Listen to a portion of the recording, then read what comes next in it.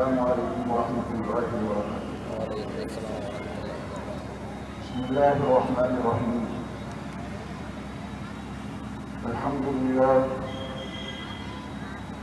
الحمد لله نحمده ونستعينه ونستغفره ونؤمن به ونتوكل عليه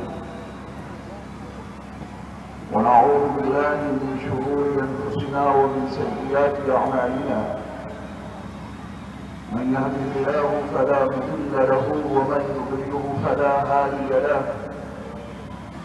ونشهد أن لا إله إلا الله وحده لا شريك له. ونشهد أن سيدنا ومولانا محمدا عبده ورسوله. وصلى الله تعالى عليه وعلى آله وأصحابه وأزواجه وذرياته وبارك وسلم تسليما كثيرا كثيرا. أما بعد، وقد قال الله عز وجل في كتابه: أعوذ بالله من الشيطان الرجيم. بسم الله الرحمن الرحيم.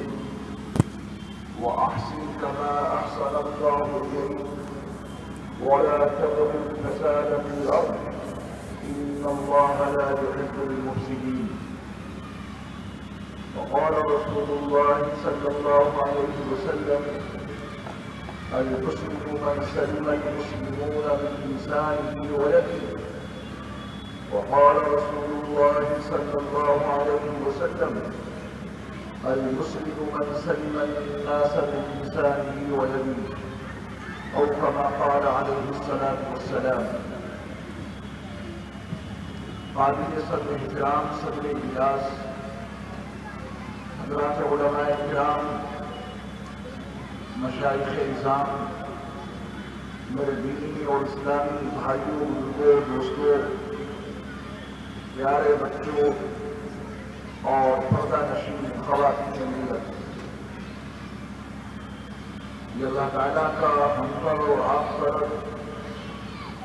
اس قدر فضل و کرم اور اس کا انعام اور احسان ہے کہ اس نے ہمیں اور آپ کو اپنی ساری مخلوق میں سب سے اعلیٰ اور افضل بنایا. اللہ کی کائنات اتنی بڑی ہے کہ انسان کی ادراک، انسان کی شعور سے مابعد ہوا ہے. اور پھر اس کائنات میں ہمہ وقت وسعتیں ہی وسعتیں پیدا ہو رہی ہیں. وَالسَّمَاءَ بَنَيْنَاهَا بِأَيْدٍ وَإِنَّا لَمُوسِعُونَ. یہ کائنات ہمہ وقت وسعت پذیر ہے. اللہ تعالیٰ کی جتنی بھی بڑی کائنات ہے اللہ ہی جانتا ہے. اس کی جتنی مخلوق ہے صرف اللہ جانتا ہے. اس کی صناعی اور اس کی کاریگری کے نتیجے میں اس کائنات میں کیسی کیسی چیزیں موجود ہیں، ان تمام چیزوں کو بھی اکیلا اللہ ہی جانتا ہے. لیکن اس خلاق عالم نے، اس عالم الغیوب والشہادہ نے اپنے آخری نبی حضرت محمد صلی اللہ علیہ وسلم کے ذریعہ انسانوں کو یہ پیغام پہنچا دیا کہ اللہ کی ساری مخلوق میں سب سے اعلیٰ اور افضل حضرت انسان. وَلَقَدْ كَرَّمْنَا بَنِي آدَمَ وَحَمَلْنَاهُمْ فِي الْبَرِّ وَالْبَحْرِ وَرَزَقْنَاهُمْ مِنَ الطَّيِّبَاتِ وَفَضَّلْنَاهُمْ عَلَى كَثِيرٍ مِّمَّنْ خَلَقْنَا تَفْضِيلًا. اللہ کا ارشاد ہے کہ ہم نے بنی آدم کو، حضرت انسان کو مکرم بنایا. عزت کا تاج، تکریم کا تاج ہم نے حضرت انسان کے سر پر رکھا. خشکی اور تری کی حکمرانی کی بات دور ہم نے حضرت انسان کے حوالے کی. ہمارا اللہ ہمیں ہماری عظمتوں سے، رفعتوں سے آگاہ کر رہا ہے. اپنے آپ کو پہچانو کہ کون ہو. تکریم اور تعظیم کا تاج تمہارے سر پر تمہارے خالق نے رکھا ہے. اسی نے تمہیں پیدا کیا اور اسی نے تم کو مکرم بنایا، باعزت بنایا۔ خشکی اور تری کی باغ ڈور بھی اس نے تمہارے حوالے کر دی۔ پاکیزہ روزی بھی اللہ ہی نے ہمیں اور آپ کو عطا کی۔ اس کی کیسی کیسی نعمتیں ہیں۔ اس کی روزی اللہ تعالیٰ نے اپنی روزی ہمیں اور آپ کو کس طرح عطا کی۔ اور اللہ تعالیٰ کا فیصلہ اس آیت کے آخری حصے میں یہ ہے کہ ہم نے اپنی ساری مخلوق پر، اللہ کی جتنی مخلوق ہے ساری مخلوق پر اللہ نے حضرت انسان کو فضیلت بخشی ہے۔ یہ اللہ تعالیٰ کا مجھ پر اور آپ پر اور دنیا کے تمام انسانوں پر کتنا بڑا احسان ہے۔ اس نے انسان بنا دیا، بنو آدم میں داخل اور شامل کر دیا، پھر حضرت انسان کو زندگی گزارنے کا طریقہ اور سلیقہ بھی عطا کر دیا۔ اللہ کی جتنی بھی مخلوق ہے کسی مخلوق میں معاشرت نہیں ملے گی، باہم مل جل کر رہنا۔ یہ اللہ تعالیٰ نے خصوصیت حضرت انسان کو عطا کی ہے۔ ہر مخلوق تفرد اور تجرد اور تنہائی کی زندگی پسند کرتی ہے۔ تھوڑی بہت دیر کے لیے اکٹھے ہو جاتی ہے وہ مخلوق، اس کے بعد پھر جدا جدا۔ اللہ تعالیٰ نے حضرت انسان کے مزاج میں اور اس کی فطرت میں معاشرت کو رکھا ہے۔ معاشرت کا مطلب یہ انسان آپس میں مل جل کر رہیں۔ اگر کوئی انسان اپنے سماج اور اپنے معاشرے سے نکلے، اپنی آبادی سے نکل کر بہت دور چلا جائے، کسی پہاڑ کے غار میں بیٹھ کر اکیلے تنے تنہا اللہ کی عبادت کرے، تو اس کی اس انفرادی زندگی کو معاشرتی زندگی نہیں کہا جا سکتا۔ یہ اس کے تجرد اور تفرد کی اکیلے پن کی زندگی ہے، اور وہ فطرت کے ساتھ بھی جنگ کر رہا ہے، اور فطرت اپنے ساتھ جنگ کرنے والوں کو کبھی معاف نہیں کرتی۔ اگر کوئی انسان سماج اور معاشرے سے نکل کے باہر جائے، آبادی اور بستی سے بہت دور نکل کر کسی سمندر کے ساحل پر بیٹھ کر، کسی جنگل میں کسی درخت کے نیچے بیٹھ کر اکیلے اللہ اللہ کرتا رہے، تو اس کی اس انفرادی زندگی کو، تنہائی کی زندگی کو معاشرت نہیں کہا جا سکتا، معاشرتی زندگی نہیں قرار دیا جا سکتا۔ معاشرتی زندگی کا مطلب ہے لوگ مل جل کر رہیں، اس میں کچھ بڑے ہوں کچھ چھوٹے ہوں، اس میں کچھ مرد ہوں اس میں کچھ عورتیں ہوں، اس میں کچھ بچے ہوں کچھ جوان ہوں کچھ بوڑھے ہوں۔ وہ ایک قدم اور آگے بڑھ کے کہہ سکتے ہیں کچھ مسلم ہوں کچھ نان مسلم ہوں، کچھ مسلمان ہوں کچھ غیر مسلمان ہوں۔ دقت کیا ہے؟ اس طرح انسانوں کا آپس میں مل جل کر رہنا، اس کو معاشرت کہا جاتا ہے عربی زبان میں۔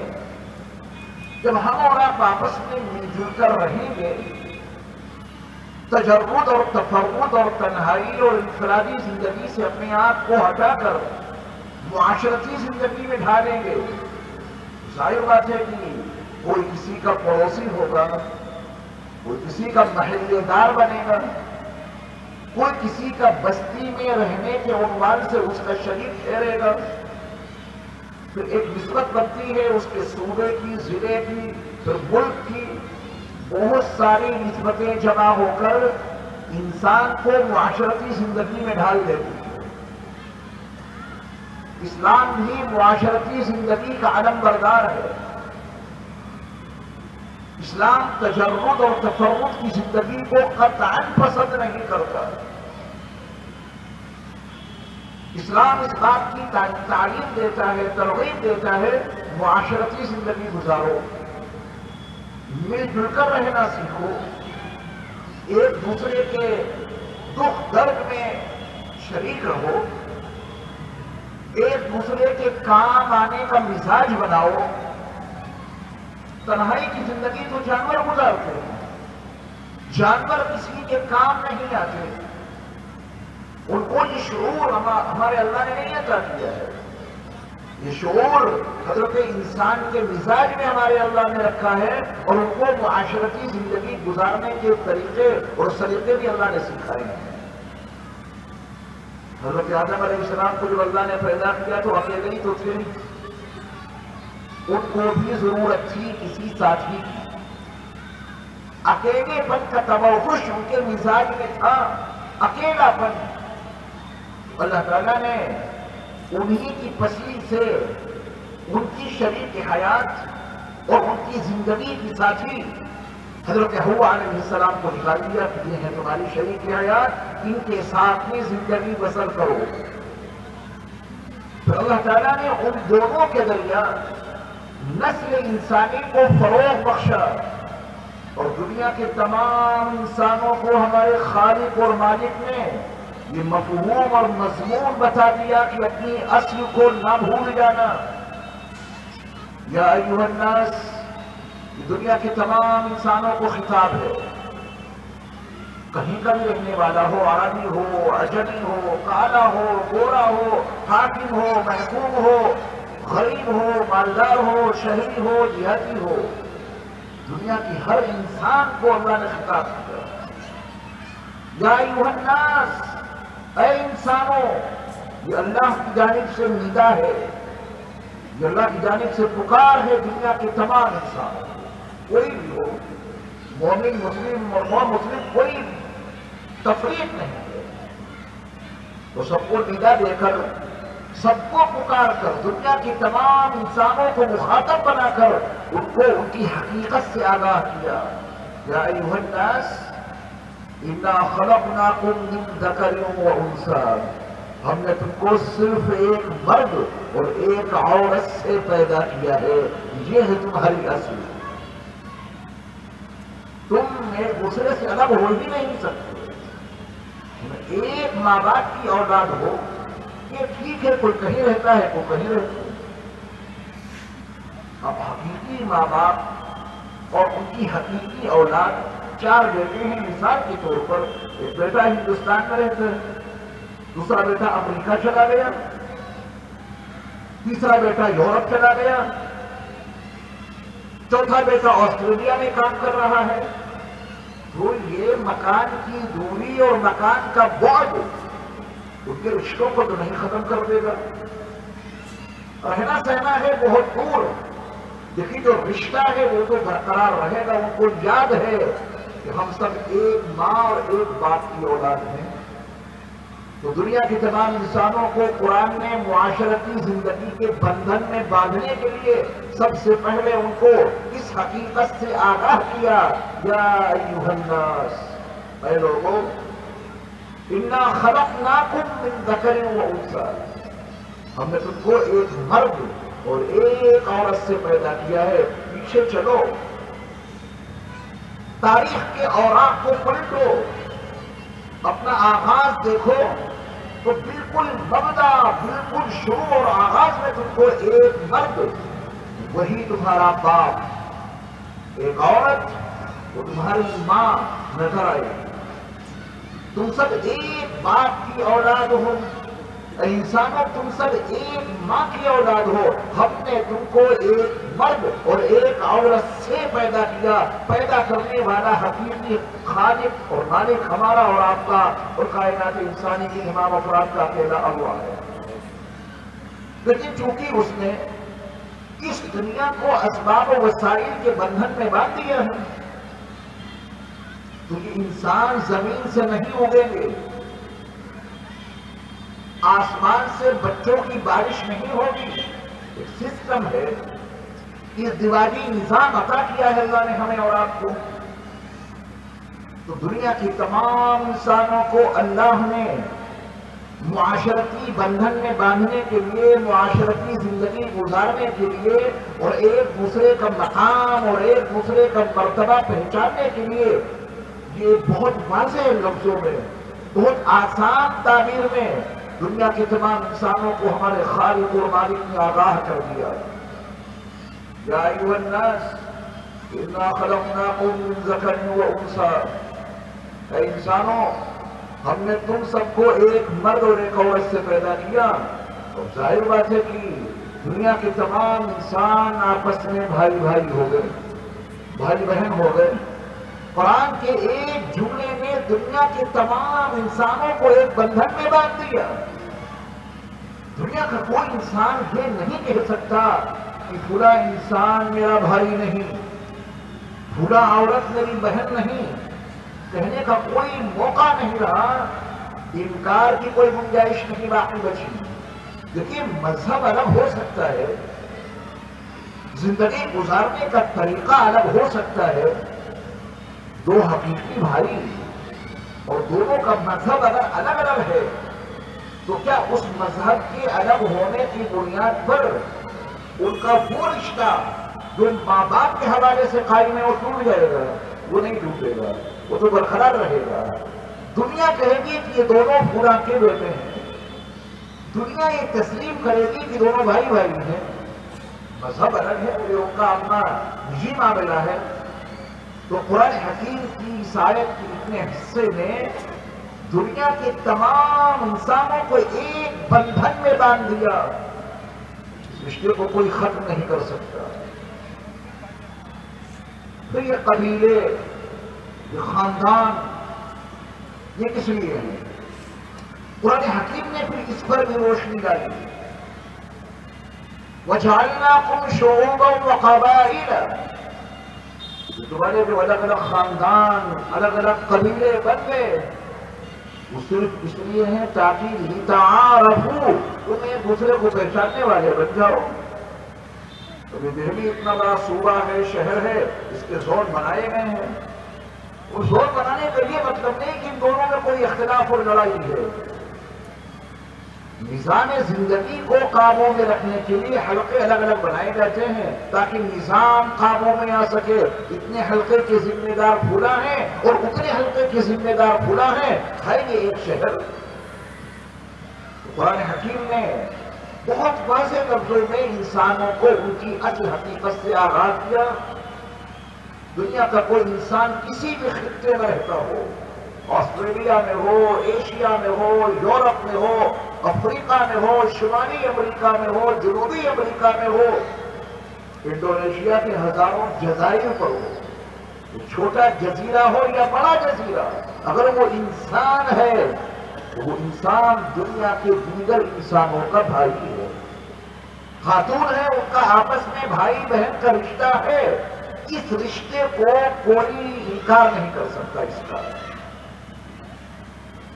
اس حقیقت سے لوگ ناآشنا تھے. انسانوں کے محدود ذہن نے انسانیت کو تقسیم کر رکھا تھا. اب سے 1450 سال پہلے اللہ نے نبی آخر الزمان حضرت محمد صلی اللہ علیہ وسلم پر اپنی آفاقی اور لافانی اور لازوال کتاب نازل فرمائی، اور اس قرآن نے دنیا کے انسانوں کو اس حقیقت سے آگاہ کر دیا تم سب ایک مرد اور ایک عورت کی اولاد ہو. ہم نے تم کو ایک مرد اور ایک عورت سے بنایا اور پیدا کیا. تمہارے قبیلے اور خاندان یہ محض اس لیے ہے لِتَعَارَفُوا، تاکہ تم ایک دوسرے کو پہچان سکو، شناخت باقی رہے. اللہ کے نبی صلی اللہ علیہ وسلم نے بھی اپنے ارشادات عالیہ میں انسانوں کو اس حقیقت سے آگاہ کیا ہے. کلکم بنو آدم، اے انسانوں تم سب کی سب آدم کی اولاد ہو. یہ اسی آیت کی ترجمانی ہے اور اسی آیت کی تفسیر اور تشریح ہے رسول اللہ صلی اللہ علیہ وسلم کی جانب سے. اے انسانوں تم سب کے سب آدم کی اولاد ہو. تو آدم مٹی سے پیدا کیے گئے. اپنی حقیقت کو فراموش نہ کر دینا، اپنی حقیقت کو مت بھول جانا. تم سب کے سب آدم کی اولاد ہو اور آدم کو اللہ نے مٹی سے پیدا کیا ہے. اپنی حقیقت پر ہمیشہ نگاہ رکھنا. تم بھی مٹی سے ہی پیدا کیے گئے ہو. تمہارے اپنے وجود میں مٹی کا ایک بڑا عنصر شامل ہے. اپنی حقیقت کو یاد رکھنا. نبی کریم صلی اللہ علیہ وسلم نے مختلف زاویوں سے انسانوں کو ان کی حقیقت سے آگاہ کیا. اور آپ علیہ السلام نے صاف اعلان فرما کے انسانوں کو آگاہ کر دیا، کبھی بھی تجرد کی اور تفرد کی اور اکیلے پن کی زندگی میں گزارنا، معاشرہ چھوڑ کر کسی غار میں جا کر مت بیٹھ جانا، سماج چھوڑ کر کسی پہاڑ کی کوڑ میں مت پہنچ جانا، بستی کو ترک کر کے کسی سمندر کے ساحل پر پہنچ کر زندگی نہ گزارنا، معاشرتی زندگی کو ترک کر کے کسی جنگل میں کسی درخت کے نیچے بیٹھ کر اکیلے اللہ اللہ مت کرنا، معاشرتی زندگی گزارو، سماجی زندگی گزارو، انسانوں کے ساتھ رہو، انسانی معاشرے کی تشکیل دو۔ آپ علیہ السلام نے فرمایا کہ اسلام میں رہبانیت نہیں ہے۔ سیدنا عیسیٰ علیہ السلام کے ماننے والوں نے پورے ماحول میں، پورے سماج میں بگاڑ دیکھا تو کچھ اللہ والوں نے اپنے دین اور ایمان کے تحفظ کے لیے بستی چھوڑ دی، معاشرہ ترک کر دیا، غاروں میں نکل گئے کہ سماج بہت برا ہے، معاشرہ بہت خراب ہو چکا ہے، اب ان کے بیچ رہنا بیکار ہے۔ تو ان لوگوں نے، حضرت عیسیٰ علیہ السلام کے ماننے والوں نے جب وہ رہبانیت کی زندگی اختیار کی، معاشرتی زندگی کو چھوڑا، تو قرآن میں جو اس کے سلسلے میں وضاحتیں کی ہیں وہ موجود ہیں۔ سورۃ الحدید کے آخری حصے میں اللہ کا فرمان یہ ہے کہ ہم نے ان کے ذمے رہبانیت کو فرض نہیں کیا تھا کہ تم بستی چھوڑو، باہر نکل جاؤ۔ ہمارے نبی نے ان کو یہ تعلیم نہیں دی تھی کہ معاشرتی زندگی چھوڑ کر آبادی اور بستی سے نکل کر کسی غار میں، پہاڑ کی کسی کھوہ میں، یا سمندر کے کسی ساحل پر، یا جنگل میں کسی درخت کے نیچے جا کے تم عبادت کرو۔ اللہ نے یہ بات ان کے ذمے فرض نہیں کی، یہ ان کی اپنی ایجاد تھی، یہ ان کا اپنا اختراع تھا۔ اپنے ذہن میں سوچا کہ سماج بہت بگڑ چکا ہے، اب یہاں سے نکلو اور بستی سے باہر نکل کر اللہ کی عبادت میں مصروف ہو جاؤ۔ میں نے ابھی جملہ آپ کے سامنے استعمال کیا کہ یہ تجرد اور تفرد اور رہبانیت کی زندگی فطرت کے ساتھ جنگ کرنا ہے، اور فطرت اپنے ساتھ جنگ کرنے والوں کو کبھی معاف نہیں کرتی۔ انہوں نے رہبانیت اس لیے اختیار کی تھی کہ معاشرہ اچھا نہیں ہے، سماج میں بڑی خرابی ہے، وہاں چل کے اللہ کی عبادت کریں گے تو قرآن کی تعبیر میں دیکھیں فَمَا رَعَوْهَا حَقَّ رِعَایَتِهَا، رہبانیت تو اختیار کی تھی عبادت کے لیے، تو اس کی رعایت نہ رکھ سکے، اس کا حق ادا نہ کر سکے۔ فطرت اپنے ساتھ جنگ کرنے والوں کو کب تک معاف کرے گی؟ یہ معاف نہیں کر سکتی۔ جو خصوصیات، جو جذبات، جو شہوتیں، جو انسان کی ضروریات اللہ نے انسان میں رکھی ہیں، ان کی تکمیل نہ کر کے انسان اپنے آپ کو تباہ کرے گا۔ تو فَمَا رَعَوْهَا حَقَّ رِعَایَتِهَا، نبی علیہ السلام نے اپنے امت کو بتایا اور سمجھایا کہ یہ عمل تم اختیار نہ کرنا، رہبانیت اسلام میں نہیں ہے، اسلام معاشرتی زندگی کا علم بردار ہے، اسلام کی تعلیم ہے کہ مل جل کر رہو۔ سماج میں، معاشرے میں خرابی ہے، اور سماج اور معاشرے کو چھوڑ کر اور بستی سے باہر نکل کر کہیں چلے گئے تو پھر اس بگاڑ کو ختم کون کرے گا؟ اس خرابی کو دور کون کرے گا؟ اس لیے اسلام نے ہمیں اور آپ کو اس کا پابند بنایا کہ اسلام رہبانیت کی زندگی کو قطعاً پسند نہیں کرتا۔ معاشرے میں رہو، خرابیوں کو دور کرنے کی حد الوسع کوشش کرو۔ تو اسلام معاشرتی زندگی کا علم بردار ہے۔ اب اس معاشرتی زندگی میں جہاں مل جل کر ہم اور آپ رہ رہے ہوں گے، جن میں کچھ بڑے ہیں اور کچھ چھوٹے ہیں، کچھ بچے ہیں، کچھ جوان ہیں، کچھ بوڑھے ہیں، کچھ مرد ہیں، کچھ عورتیں ہیں، کچھ مسلم ہیں، کچھ غیر مسلم ہیں، آپس میں مل جل کے رہ رہے ہیں، تو ظاہر بات ہے کہ کبھی کبھار کوئی اختلاف بھی ہوگا، یہ فطری چیز ہے۔ جب آپس میں مل جل کر رہ رہے ہیں تو کبھی کسی کا حق ادا نہیں ہوگا، کبھی کسی کے ساتھ میں کوئی زیادتی ہو جائے گی، کبھی کسی کے ساتھ میں مار پیٹ بھی ہو سکتی ہے، تو اس کے لیے اسلام نے معاشرت کے بہت ہی بنیادی قوانین انسانوں کو عطا کیے، اور مذہبوں نے بھی قوانین عطا کیے۔ کچھ لوگوں نے مذہب سے ہٹ کر اپنے تئیں معاشرت کے قوانین بنائے۔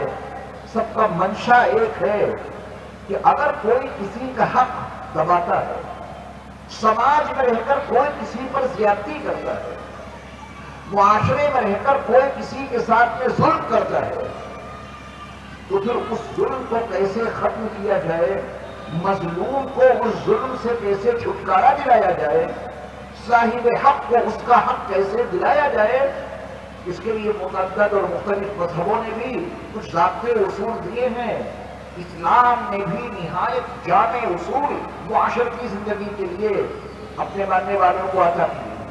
معاشرتی زندگی کے قاعدے اور اس کے اصول یہ ہیں جس کے مطابق ہمیں اور آپ کو معاشرتی زندگی گزارنی ہے۔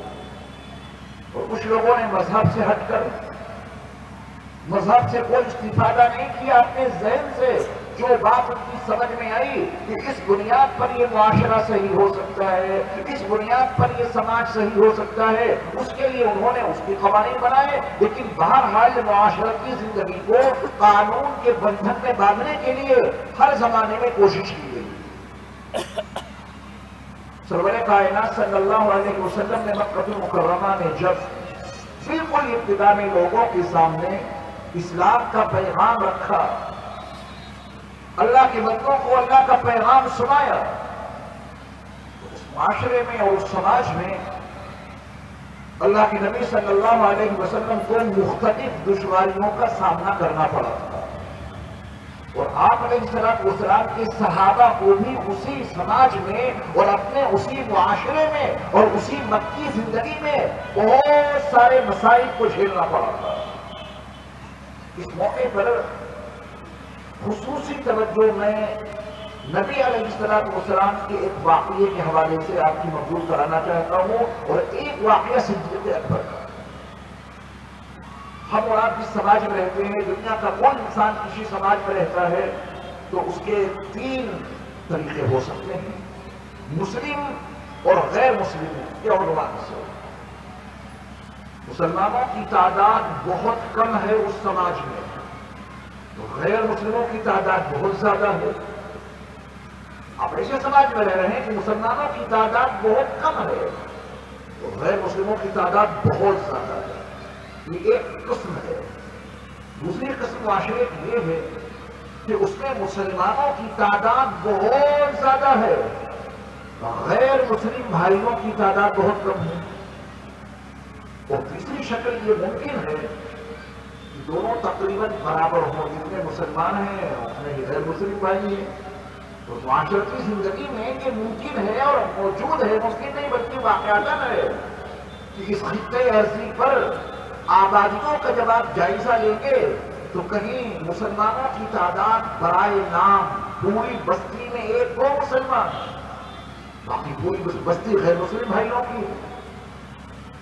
کچھ آبادیاں ہمیں اور آپ کو ایسی ضرور ملیں گی اور موجود ہیں، ان آبادیوں میں مسلمانوں کی تعداد بہت زیادہ ہے، غیر مسلم بھائیوں کی تعداد بہت کم ہے، اور کسی خطے میں تقریباً برابر مل جائیں گے، کم و بیش تھوڑا بہت فرق ہو سکتا ہے، لیکن مجموعی لحاظ سے دونوں کی تعداد برابر ہے۔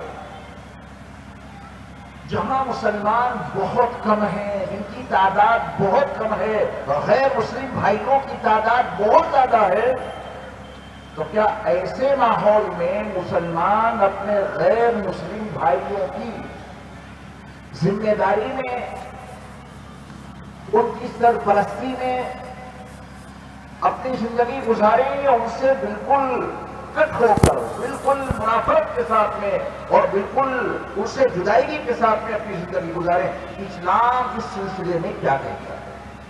مسلمانوں کی تعداد برائے نام مجبور بھی ہیں، مقہور بھی ہیں، مغلوب بھی ہیں، غیر مسلم بھائی وہاں بہت زیادہ ہیں، تو پھر وہاں زندگی کیسے گزاری جائے؟ کیا غیر مسلم بھائیوں کی سرپرستی دنیاوی معاملات میں اپنی پریشانیوں کے سامنے رکھ کر ان کی سرپرستی حاصل کی جائے اور ان سے یہ کہا جائے بھائی ہمارے یہ معاملات ہیں، ہمارے یہ مسائل ہیں، ان کو حل کرنا آپ کی ذمہ داری ہے، چونکہ آپ اس بستی کے بڑے ہیں، آپ کی تعداد زیادہ ہے اور اس بستی میں ہماری تعداد بہت کم ہے برائے نام، تو آپ کو ہمارے حقوق کی پوری رعایت رکھنی ہوگی۔ کیا ایسا مطالبہ یہ مسلمان اس بستی کے غیر مسلم بھائیوں سے کر سکتے ہیں یا نہیں؟ اس سلسلے میں سرور کائنات صلی اللہ علیہ وسلم کی سیرت مطہرہ ہماری اور آپ کی کیا رہبری کرتی ہے، کیا رہنمائی کرتی ہے؟ سن 1090 یعنی نبی صلی اللہ علیہ وسلم کو نبوت و رسالت ملے ہوئے 10 سال کا عرصہ گزر چکا ہے مکہ المکرمہ میں، اور آپ علیہ السلام نے ارادہ یہ کیا کہ اب مکہ المکرمہ سے باہر نکل کر طائف بستی میں بھی اللہ کا پیغام پہنچایا جائے، اللہ کے دین کی تبلیغ اور اللہ کے دین کی دعوت وہاں بھی دی جائے۔ تو آپ علیہ السلام سن 1090 میں جب مکہ المکرمہ سے تشریف لے گئے طائف، اور وہاں 10 روز تک آپ کا قیام رہا، وہاں بھی ظلم اور ستم اور جبر اور استبداد اور تشدد اپنی آخری حد کو پہنچ گیا۔ نبی علیہ السلام کو وہاں بھی بہت ستایا گیا، مارا گیا، آپ زخمی ہو گئے۔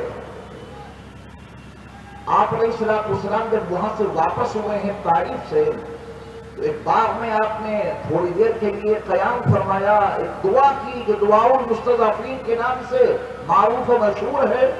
پھر آپ علیہ السلام اور آگے بڑھے، وادی نخلا میں ٹھہرے جہاں جنات آپ پر ایمان لائے، پھر آپ اور آگے بڑھے اور وہی مقام جہاں پر آپ صلی اللہ علیہ وسلم کو تاج نبوت سے سرفراز کیا گیا تھا، وہ پہاڑ جس کی چوٹی پر بنے ہوئے غار حرا میں آپ علیہ السلام پر اولین وحی کا نزول ہوا تھا۔ طائف سے واپس آئے میرے مصطفیٰ اور جبل نور کے دامن میں ٹھہر گئے۔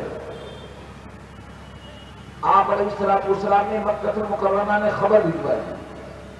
اس وقت مکہ المکرمہ میں مسلمانوں کی تعداد برائے نام، اور جتنے لوگ مکہ المکرمہ میں شہر مکہ میں آباد تھے وہ نان مسلم تھے، غیر مسلم تھے۔ تو نبی صلی اللہ علیہ وسلم نے ان کے پاس ایک خبر بھجوائی، اس کو پوری توجہ سے سنیے گا تاکہ معاشرتی زندگی میں ہم اور آپ رہنے کا طریقہ اور سلیقہ، جہاں پر غیر مسلم بھائیوں کی تعداد بہت زیادہ ہے، مسلمان برائے نام ہیں، ان کو ان کے درمیان میں زندگی گزارنے کے لیے نبی علیہ السلام کی سیرت مطہرہ میں کیا سبق اور کیا درس موجود ہے۔ تو آپ علیہ السلام نے شہر مکہ میں خبر بھجوائی، 2 لوگوں نے تو انکار کر دیا۔ آپ علیہ السلام نے خبر یہ بھجوائی کہ ان حالات میں میں مکہ المکرمہ میں داخل نہیں ہو سکتا، ہمیں کسی کی ذمہ داری چاہیے۔ اس زمانے میں امن دینے کا سسٹم اس سماج میں رائج تھا، جو شخص کسی کو امن دے دیتا اور امن دینے والا اس شہر کا، اس علاقے کا، اس معاشرے کا ذمہ دار ہوتا، تو پھر اور لوگوں کو اس کے ساتھ میں زیادتی کرنے کی ہمت نہیں ہوتی تھی کہ ان کو فلاں سردار نے فلاں قبیلے کے ذمہ دار نے امن دے دیا ہے، جب یہ ان کے امن و امان میں چلے گئے ہیں تو پھر کوئی ان کے اوپر ہاتھ نہیں اٹھاتا تھا، زیادتی نہیں ہوتی تھی۔ طائف میں سرور کائنات صلی اللہ علیہ وسلم کے ساتھ میں بے پناہ زیادتیاں ہوئی، واپسی میں جبل نور کے دامن میں آپ ٹھہرے اور خبر بھجوائی، 2 لوگوں نے انکار کر دیا، ہم یہ خدمت آپ کی انجام نہیں دے سکتے، اور اپنی مجبوری بھی انہوں نے بتائی۔ یہ صاحب ہیں، ان کا نام ہے مطعم ابن عدی۔ جب ان کے پاس خبر پہنچی رسول اللہ صلی اللہ علیہ وسلم کی، تو مطعم ابن عدی نے کہا کہ اس خدمت کے لیے میں تیار ہوں۔ مطعم ابن عدی حالانکہ اس وقت غیر مسلم تھے، اور نبی صلی اللہ علیہ وسلم نے اس سے پہلے بھی تو غیر مسلموں کے پاس ہی خبر بھجوائی تھی، انہوں نے انکار کر دیا۔ مطعم ابن عدی بھی غیر مسلم ہیں، اور نبی صلی اللہ علیہ وسلم کو ان کی ذمہ داری چاہیے۔ اس وقت سماج اور معاشرہ کا طریقہ یہی تھا۔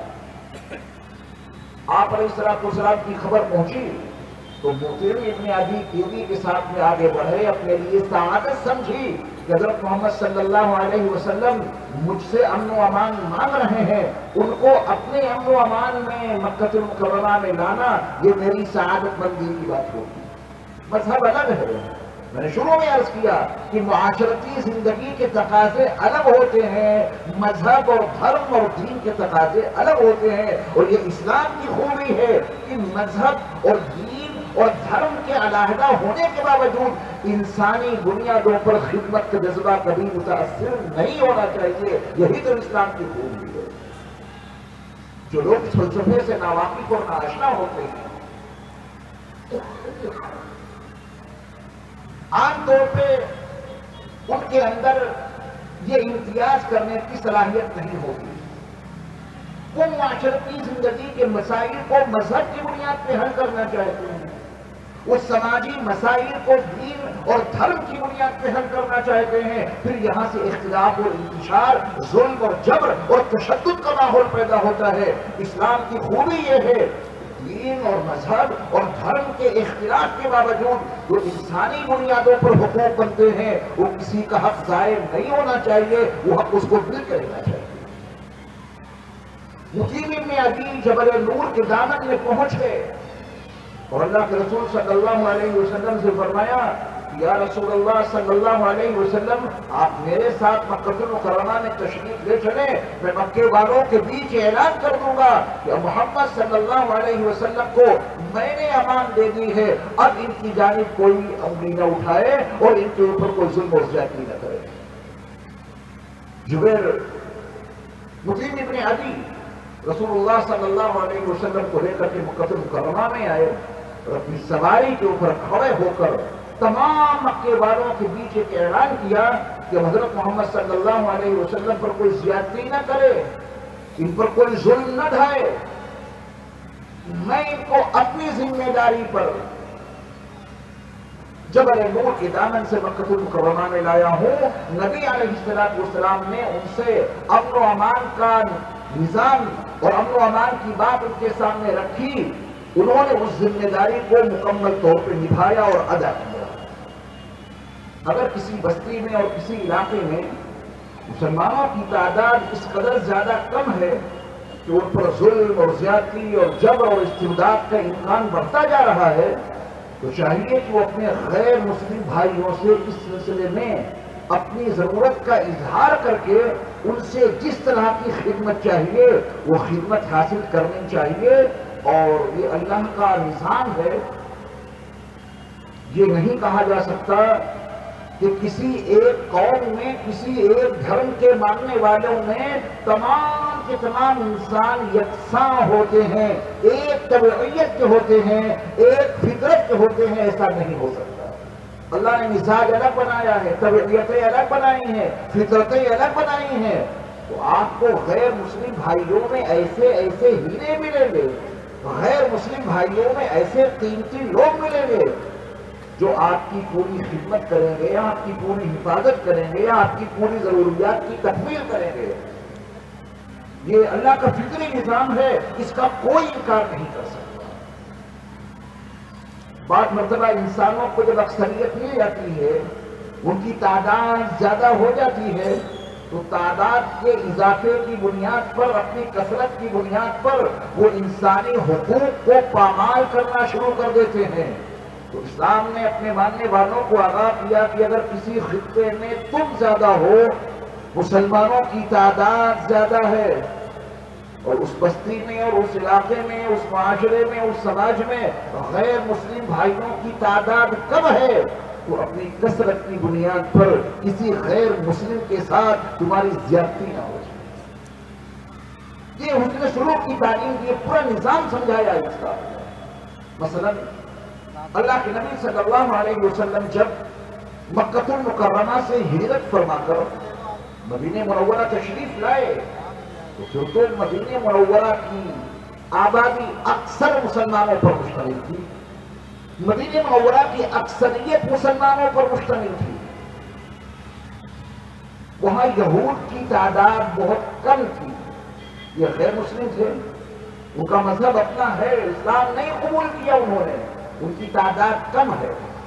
کروڑوں درود و سلام ہو اللہ کے آخری نبی صلی اللہ علیہ وسلم پر کہ جب آپ مدینہ منورہ میں تشریف لائے وہاں مسلمانوں کی تعداد زیادہ تھی اور دن بدن بڑھتی رہی اور وہی اسلام کا دارالخلافہ بنا، تو اس کثیر تعداد میں اللہ کے نبی صلی اللہ علیہ وسلم نے وہاں کی اقلیت کے ساتھ مذہب کے اعتبار سے جو بہت کم لوگ تھے یعنی یہود، ان کے ساتھ نبی صلی اللہ علیہ وسلم کا کیا برتاؤ رہا۔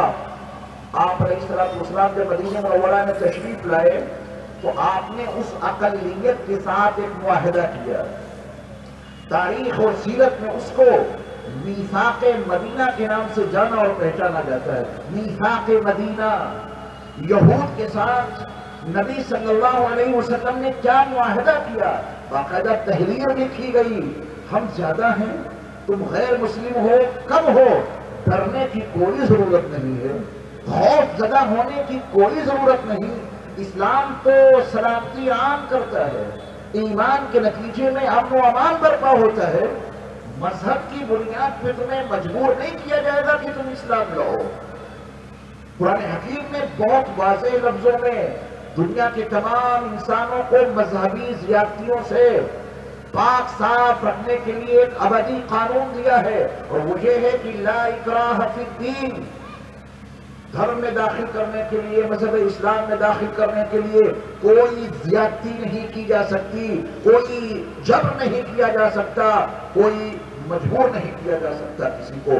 لا اکراہ فی الدین، اسلام کی تاریخ کو اگر آپ پڑھیں 1450 سالہ اسلامی تاریخ میں یہ صرف اور صرف اسلام کی خصوصیت ہے کہ اس نے کبھی کسی کو اسلام قبول کرنے پر مجبور نہیں کیا، مرضی ہے، دعوت دی جائے گی، اسلام کی خوبیاں بیان کی جائیں گی، اسلام کا حسن لوگوں کے سامنے پیش کیا جائے گا، مجبور نہیں کیا جا سکتا۔ اگر کوئی مکمل اسلامی مملکت قائم ہے اور اس میں چند غیر مسلم بھائی ہیں تو اس اسلامک اسٹیٹ کو، اس کے ذمہ دار کو قطعاً اسلامی نقطہ نظر سے یہ حق نہیں پہنچتا کہ وہ اپنی مملکت کے کسی بھی غیر مسلم کو اسلام لانے پر مجبور کرے۔ اللہ کا ابدی اور لازوال قانون یہ ہے، لا اکراہ فی الدین، دین میں داخل کرنے کے لیے کوئی زبردستی نہیں کی جا سکتی، کسی کو ڈرایا نہیں جا سکتا، کسی کو دھمکایا نہیں جا سکتا۔ تو اللہ کے نبی صلی اللہ علیہ وسلم جب مکہ المکرمہ سے ہجرت فرما کر مدینہ منورہ تشریف لائے، ظاہر ہے کہ وہاں مسلمانوں کی اکثریت تھی، غیر مسلموں کی تعداد بڑی مختصر تھی۔ تو کیا اسلام انسانوں کو ڈرانے کے لیے آیا ہے؟ کیا اسلام انسانوں کو دھمکانے کے لیے آیا ہے؟ کیا اسلام غیروں کو مجبور کرتا ہے کہ اسلام کو، اس دھرم کو قبول کریں؟ نہیں، لا اکراہ فی الدین، دین اسلام میں داخل کرنے کے لیے کوئی زبردستی نہیں کی جا سکتی۔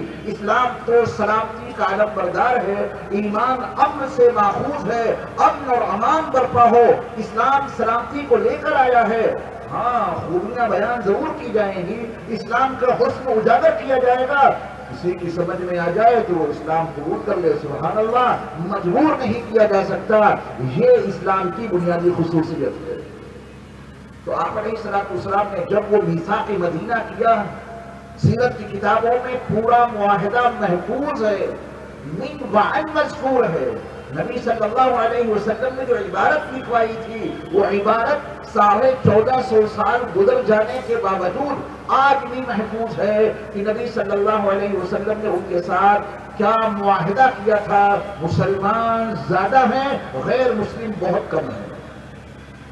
آپ علیہ السلام نے اس معاہدے میں جہاں بہت ساری اہم چیزوں کو لکھوایا، اس میں ایک بنیادی بات یہ بھی لکھوائی مذہب کے اعتبار سے تم اپنے مذہب پر، اپنے دین پر قائم رہو، تمہارا دین تم کو مبارک ہو، مسلمانوں کا دین مسلمانوں کے پاس۔ دین کے معاملے میں آپ اپنے دین پر قائم رہیں، مسلمان اپنے دین پر قائم رہیں گے۔ دفاع کے سسٹم میں ہم دونوں ایک ہیں، دفاع کے سسٹم میں اگر کوئی تم پر حملہ کرے، مسلمان اس کو اپنے اوپر حملہ تصور کر کے تمہاری حفاظت میں جی جان لگائیں گے۔ اگر مسلمانوں پر کوئی حملہ ہو تو جنگی معاملے میں تم مسلمانوں کا ساتھ دو تاکہ سماجی معاشرتی زندگی محفوظ رہے، تمہاری جان محفوظ رہے، تمہارا مال محفوظ رہے۔ اس سماجی اور معاشرتی زندگی میں مسلمانوں کے ساتھ میں تم ایک ہو، مذہب کے اعتبار سے تمہارا مذہب تم کو مبارک ہو، مسلمان اپنے دین پر قائم رہیں گے۔ اس میثاق مدینہ کو پڑھ کر دنیا کے بڑے لوگوں نے ایمان قبول کر لیا۔ کیا سرور کائنات صلی اللہ علیہ وسلم کی تعلیمات ہیں، اتنا غلبہ ملا، اتنی اکثریت ہے، طاقت اور قوت موجود ہے، لیکن اتنے کم لوگوں کے ساتھ، اقلیت کے ساتھ اللہ کے نبی صلی اللہ علیہ وسلم نے اتنا اچھا برتاؤ کیا ہے کہ باقاعدہ میثاق مدینہ ان کے لیے لکھا گیا اور اس کی تحریر میں اس بات کو شامل کیا گیا۔ مذہب کے اعتبار سے دونوں الگ ہیں، اس میں کوئی شک نہیں، لیکن تحفظ کے لیے، جان اور مال اور عزت اور آبرو کو بچانے کے لیے تو کیونکہ اس شہر میں رہتے ہو تو جو حقوق مسلمانوں کو ملیں گے جان مال عزت آبرو کے تحفظ میں، وہی حقوق برابر کے تمہیں ملیں گے۔ تم پر کوئی حملہ کرے گا، مسلمان اس کو اپنے اوپر حملہ تصور کر کے تمہارا دفاع کریں گے۔ مسلمانوں پر کوئی حملہ ہوتا ہے تو تم اس کو اپنے اوپر حملہ سمجھ کر ان کا دفاع کرنا۔ دفاعی سسٹم میں ہم دونوں متحد ہیں، یہ اس میثاق مدینہ کی بنیادی بات ہے۔ اکثریت اگر مل جائے تو پھر تکبر نہیں کرنا چاہیے، یہ اللہ کا نظام ہے۔ وَتِلْكَ الْأَيَّامُ نُدَاوِلُهَا بَيْنَ النَّاسِ، زمانہ ہے اس کو ہم لوگوں کے درمیان میں گھماتے پھراتے رہتے ہیں۔ اللہ کا نظام ہے، وہ دے کے بھی آزماتا ہے اور لے کے بھی آزماتا ہے۔ اور یہ وَتِلْكَ الْأَيَّامُ نُدَاوِلُهَا بَيْنَ النَّاسِ، بین الناس کا لفظ موجود ہے قرآن میں، بین المسلمین کا قانون نہیں لکھا ہے قرآن میں۔ مسلمانوں کو حکمرانی دی اللہ تعالیٰ نے، ان کی حکمرانی ختم ہوئی، محکوم بنے، یہ مسلمانوں کے ساتھ نہیں، مخصوص نہیں۔ جہاں 700 اور 800 سال تک مسلمانوں کی حکومت رہی، آج وہاں ان کی بنائی ہوئی مسجد میں 2 رکعت نماز نہیں ادا کر سکتے، اس سے کچھ عبرت حاصل کرنی ضروری ہے۔ اور یہ قانون مسلمانوں کے ساتھ میں ہی نہیں، یہ قانون غیر مسلموں کے ساتھ میں بھی اللہ کا نافذ ہے۔ وہ کسی کو عروج عطا کرتا ہے، کسی کو زوال دیتا ہے، کسی کو حاکم بناتا ہے اور کسی کو محکوم بناتا ہے۔ اس نے فطرت کا قانون انسانوں کو بتایا کہ جب تمہیں اکثریت مل جائے، جب تم زیادہ ہو جاؤ، جب اللہ تمہیں حکومت کرنے کا موقع عطا کر دے تو اللہ کے بندوں کی خدمت اپنی زندگی کا شعار بنا لینا۔ ان مظلوم اور ان محکوم انسانوں کو حقیر نہ سمجھنا، ورنہ جس نے آج حکومت دی ہے، جو حکومت دینا جانتا ہے وہ حکومت چھیننا بھی جانتا ہے۔ اور یہ روزانہ کے انقلابات عالمی دنیا کے منظرنامے پہ ہمیں اور آپ کو دکھائی دیتے رہتے ہیں۔ سبق حاصل کرنا یہ انسانوں کا کام ہے۔ سن 8 ہجری میں جب اللہ کے نبی صلی اللہ علیہ وسلم کو مکہ المکرمہ سے ہجرت کیے ہوئے 8 سال گزر چکے تھے، رمضان کا مہینہ تھا، نہایت خفیہ انداز میں اللہ کے نبی صلی اللہ علیہ وسلم تقریباً 10,000 صحابہ کو لے کر مدینہ منورہ سے مکہ المکرمہ کی جانب رواں دواں ہیں۔ مکہ المکرمہ کو فتح کیا جائے گا، لیکن فتح مکہ کی تاریخ، مکہ المکرمہ پہ مسلمانوں کا غلبہ، یہ اس وقت تک سمجھ میں نہیں آ سکتا جب تک کہ فتح مکہ کا جو وجہ، فتح مکہ کی جو وجہ تھی اور مکہ المکرمہ پہ حملہ کرنے کی جو علت تھی وہ نہ سمجھی جائے۔ مکہ المکرمہ میں 2 بڑے معروف و مشہور قبیلے تھے۔ ایک قبیلے کا نام تھا بنو بکر، اور دوسرے قبیلے کا نام تھا بنو خزاعہ۔ آپ دیکھیے گا کہ اسلام کی کیا خصوصیت ہے، بنو بکر بھی غیر مسلم اور بنو خزاعہ بھی غیر مسلم۔ سن 6 ہجری میں صلح حدیبیہ ہوئی، اس موقع پر اللہ کے نبی صلی اللہ علیہ وسلم نے قبیلوں کو اختیار دے دیا تھا، جو قبیلہ جس کا معاہد بننا چاہے بن جائے، جو قبیلہ جس کا حلیف بننا چاہے حلیف بن جائے، جو معاہدہ جو قبیلہ جس کے امن و امان میں رہنا چاہے وہ رہے۔ تو بنو بکر نے قریش کو منتخب کیا کہ ہم ان کے حلیف بن کر رہیں گے، بنو بکر نے قریش کو منتخب کیا کہ ہم ان کی امن و امان میں رہیں گے۔ اگر کوئی قریش پر حملہ کرے گا تو بنو بکر اس کو اپنے اوپر حملہ تصور کر کے قریش کی مدافعت کریں گے، اگر کوئی بنو بکر پہ حملہ کرے تو قریش کو اپنے اوپر حملہ تصور کر کے بنو بکر کی معاونت کرنی ضروری ہوگی۔ یہ اس کے اندر باقاعدہ معاہدے میں لکھا گیا صلح حدیبیہ میں۔ بنو خزاعہ نے کہا کہ ہم تو اللہ کے نبی کے حلیف بنیں گے، مسلمان نہیں تھے، بنو خزاعہ غیر مسلم ہے، پورا کا پورا قبیلہ غیر مسلم ہے۔ اس غیر مسلم نان مسلم قبیلے میں دفاعی سسٹم نے اس کا ساتھ لیا اللہ کے نبی صلی اللہ علیہ وسلم کا۔ یا رسول اللہ صلی اللہ علیہ وسلم، ہمارا آپ کا مذہب دین بے شک الگ ہے، لیکن اپنی معاشرتی زندگی میں، اپنی سماجی زندگی کے تقاضے میں، اپنی جان مال عزت آبرو کے تحفظ کے معاملے میں ہم آپ کے ساتھ ہیں، آپ ہم کو اپنا حلیف بنا لیجئے۔ کیا اللہ کے نبی صلی اللہ علیہ وسلم نے قبیلے خزاعہ کے اس مطالبے کو یہ کہہ کر رد کر دیا تھا کہ ہم تم کو اپنے ساتھ نہیں لے سکتے کیونکہ تم غیر مسلم ہو؟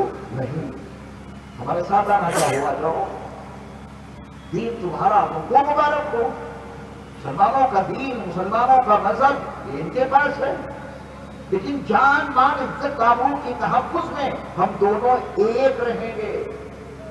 اگر بنو خزاعہ پر کوئی حملہ کرے گا تو مسلمان اس کو اپنے اوپر حملہ مانیں گے اور بنو خزاعہ کی مدد میں پھر کوئی کسر نہیں اٹھا رکھیں گے۔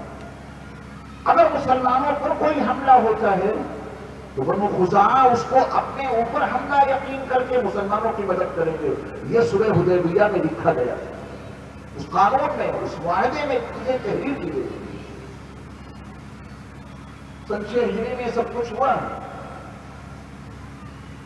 سن 7 ہجری اور اس کے بعد 8 ہجری مکمل طور پہ 3 سال نہیں گزر پائے کہ 2.5 سال ہی گزرا تھا کہ بنو بکر نے بنو خزاعہ پر حملہ کر دیا، شب خون مارا ان کو، بیچارے سو رہے تھے۔ اور بنو بکر نے بنو خزاعہ میں پہلے سے چکرش چلی آ رہی تھی، ان کا آپس میں بڑے زمانے سے اختلاف آ رہا تھا، ایک دوسرے کے خون کے پیاسے تھے۔ تو ایک موقع پر بنو بکر نے سوچا کہ بنو خزاعہ تو یہاں مکے میں ہیں، مسلمان سارے مدینے میں ہیں، یہ سو رہے ہیں، شب خون مارو۔ بنو بکر نے قریش کے ایما پر، قریش نے اس کا پورا انتظام کیا، اسلحوں کا انتظام کر کے قریش نے بنو بکر کو دیا، کیا کہ بنو خزاعہ کو تباہ کر دو۔ معاہدہ بھولے بیٹھے ہیں۔ حدیبیہ کے مقام پر نبی صلی اللہ علیہ وسلم سے جو معاہدہ ہوا تھا اس کو فراموش کر بیٹھے۔ وہ رات کا وقت تھا، بنو خزاعہ کے لوگ سو رہے تھے، بنو بکر نے ان سوتے ہوئے انسانوں پر حملہ کیا، ان کے بہت سارے آدمی قتل کر دیے۔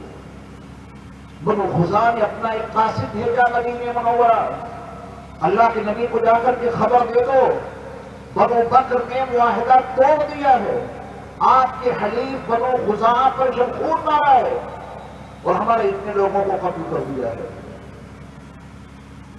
بنو خزاعہ کا قاصد تو آ ہی رہا تھا، لیکن آ رہا ہے ان کے پاس جن کی معلومات کا ذریعہ انسان نہیں، ان کی معلومات کا ذریعہ وحی الہی ہے۔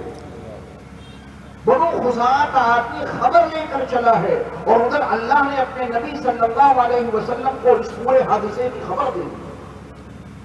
آپ کے حلیف بنو خزاعہ پر بنو بکر کے لوگوں نے جب خون مارا، حدیبیہ کے مقام پر ان لوگوں نے جو آپ سے معاہدہ کیا تھا اس کو انہوں نے توڑ دیا، نہایت غیظ و غضب کے عالم میں ایک سورت کا نزول ہوا، اس کا نام ہے سورہ برات۔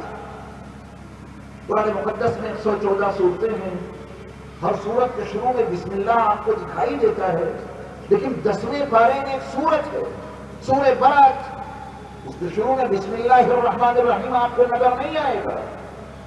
بسم اللہ الرحمن الرحیم میں اللہ کے رحمان ہونے اور اس کے رحیم ہونے کا تذکرہ ہے۔ یہ سورت تو غیظ و غضب کے عالم میں نازل ہوئی ہے۔ بنو بکر نے اللہ کے نبی کے حلیفوں پر حملہ کر دیا، جب انہوں نے اللہ کے نبی کے اس معاہدے کو توڑا ہے تو پھر اللہ اس کے رسول کی جانب سے بھی اس معاہدے کو توڑنے کا اعلان عام ہے۔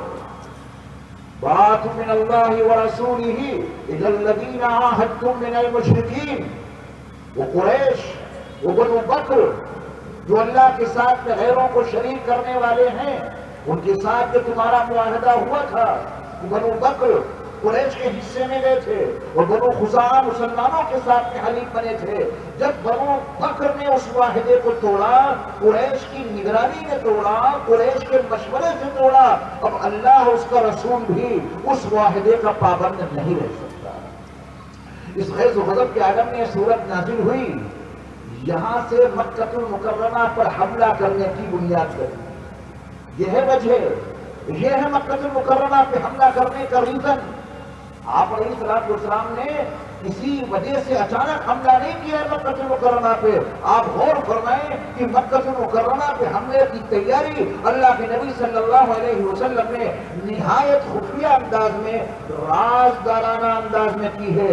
بنیاد آپ کے حلیف جن کو آپ نے امن و امان بھی عطا کیا تھا، ان کے ساتھ میں معاہدہ کیا تھا، ہے وہ غیر مسلم، ہیں وہ نان مسلم، لیکن ان پر زیادتی کی ہے تو اب زیادتی کرنے والوں کو بخشا نہیں جائے گا۔ جن لوگوں نے زیادتی کی ہے ان کو اس کی سزا دی جائے گی۔ جن لوگوں نے نبی کے حلیف کے اوپر شبخون مارا ہے ان کو چھوڑا نہیں جائے گا۔ معاہدہ کیا ہے انسانوں کے ساتھ تو اس معاہدے کو پورا کرنا یہ نبی کی خاص صفت ہے۔ وہ معاہدے کو توڑتے نہیں ہیں، وعدوں کو پورا کرنے والے ہیں۔ نبی صلی اللہ علیہ وسلم اگر یہ فیصلہ سنا دیتے کہ ہم تو بہت دور ہے مکہ المکرمہ سے، وہ تمہارے اوپر مدینہ منورہ میں اور تمہارے اوپر حملہ ہوا ہے مکہ المکرمہ میں، ہم کیسے چل کر آئیں، کیسے تمہارا دفاع کریں، کیسے تمہاری حفاظت کریں، اور تم پر جو زیادتی ہوئی ہے اس کا کیسے بدلہ لیں؟ نہیں، اگر حلیف بنایا ہے تو میں نے عرض کیا کہ مذہب اور دھرم کا اختلاف اپنی جگہ پر، جان مال عزت آبرو کا تحفظ اپنی جگہ پر۔ تو آپ علیہ السلام نے حکم دیا کی تیاری کرو، سمت نہیں بتائی کہ جانا کدھر ہے، تیاری جاری ہے۔ رمضان میں اللہ کے آخری نبی صلی اللہ علیہ وسلم سن 8 ہجری ہے، 10,000 صحابہ کی جمعیت کو لے کر چلے ہیں، اور آپ علیہ السلام جب مکہ المکرمہ پہنچے ہیں آبادی کی طرف سے، مکہ المکرمہ کا جو جغرافیہ ہے وہ اس طرح کا ہے، آدھا مکہ اٹھا ہوا ہے، آدھا مکہ نیچے کے حصے میں ہے۔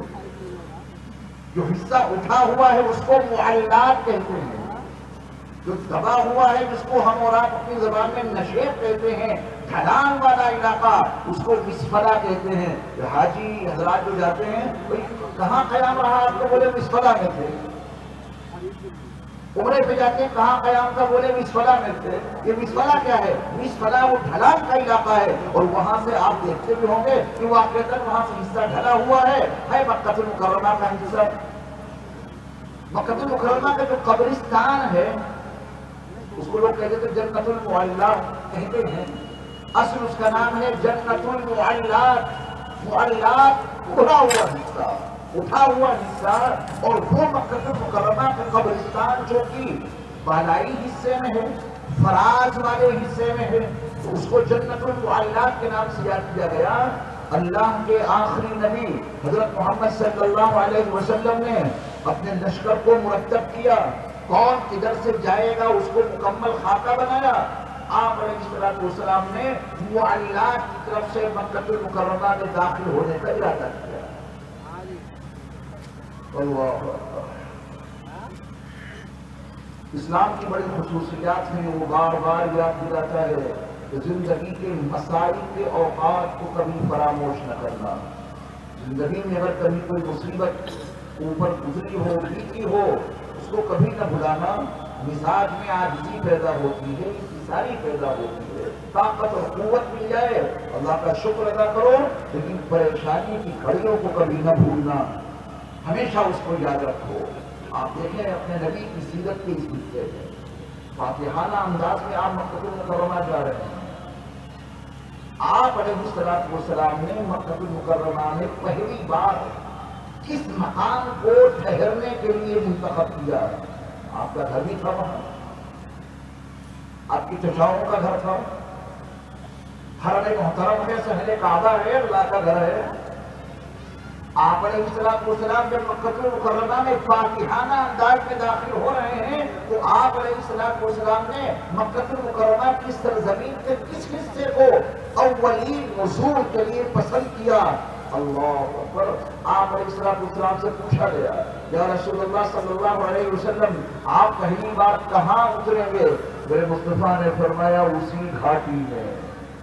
اسی گھاٹی میں جہاں مجھ کو اور میرے ماننے والوں کو 3 سال تک محصور کر کے رکھا گیا تھا، اسی شعب ابی طالب میں جہاں سوشل بائیکاٹ کر کے مجھ کو 3 سال تک بند کر کے رکھا گیا تھا۔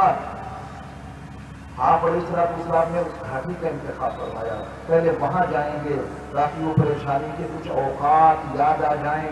آج اللہ نے اس پورے مکہ المکرمہ پہ فتح عطا کی ہے، اپنی پریشانی اور مسلمانوں کی پریشانی کا وہ وقت بھولنا نہیں ہے، پہلے وہاں چلتے ہیں۔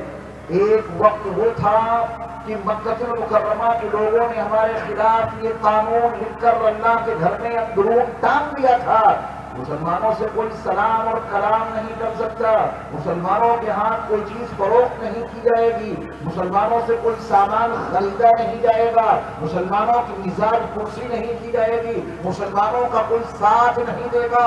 اس گھاٹی میں اس حالت میں 3 سال گزارے ہیں میرے مصطفیٰ نے، آج تو پورے مکہ المکرمہ پہ قبضہ ہونے جا رہا ہے، کہیں یہ فتح مسلمانوں کے ذہنوں میں غرور نہ پیدا کر دے۔ میرے مصطفیٰ علیہ السلام نے اسی گھاٹی کا انتخاب کیا جس کو شعب ابی طالب کہا جاتا ہے۔ نبی علیہ السلام سے اس عمل میں میرے لیے بھی اور آپ کے لیے بھی ایک نمونے عمل موجود ہے۔ گزرے ہوئے زمانے کی پریشانیوں کو بھول نہ جانا، ان کو یاد کرو اور پھر دیکھو اللہ نے کن نعمتوں سے مالا مال کیا ہے، اللہ نے کیسی نعمتیں عطا کی ہیں۔ اپنا محاسبہ کریں۔ جب دہلی میں پہلی بار آئے تھے تو حالت کیا تھی؟ کسی ہوٹل پہ برتن تو نہیں مانگ رہے تھے، کسی دکان پہ ملازمت تو نہیں کر رہے تھے کہ مالک گاڑیاں بچتا تھا۔ آج بڑی بڑی گاڑیاں موجود ہیں، اونچی کوٹھیاں موجود ہیں جن میں رہ رہے ہیں، تو اپنے اس اول وقت کو فراموش نہ کرنا، اس کو یاد رکھنا کہ میرے مصطفیٰ کی سنت ہے۔ مزاج میں عاجزی باقی رہے گی، مزاج میں تکبر نہیں پیدا ہوگا۔ نبی صلی اللہ علیہ وسلم وہاں رہے کچھ دیر، اس کے بعد پھر آگے بڑھے۔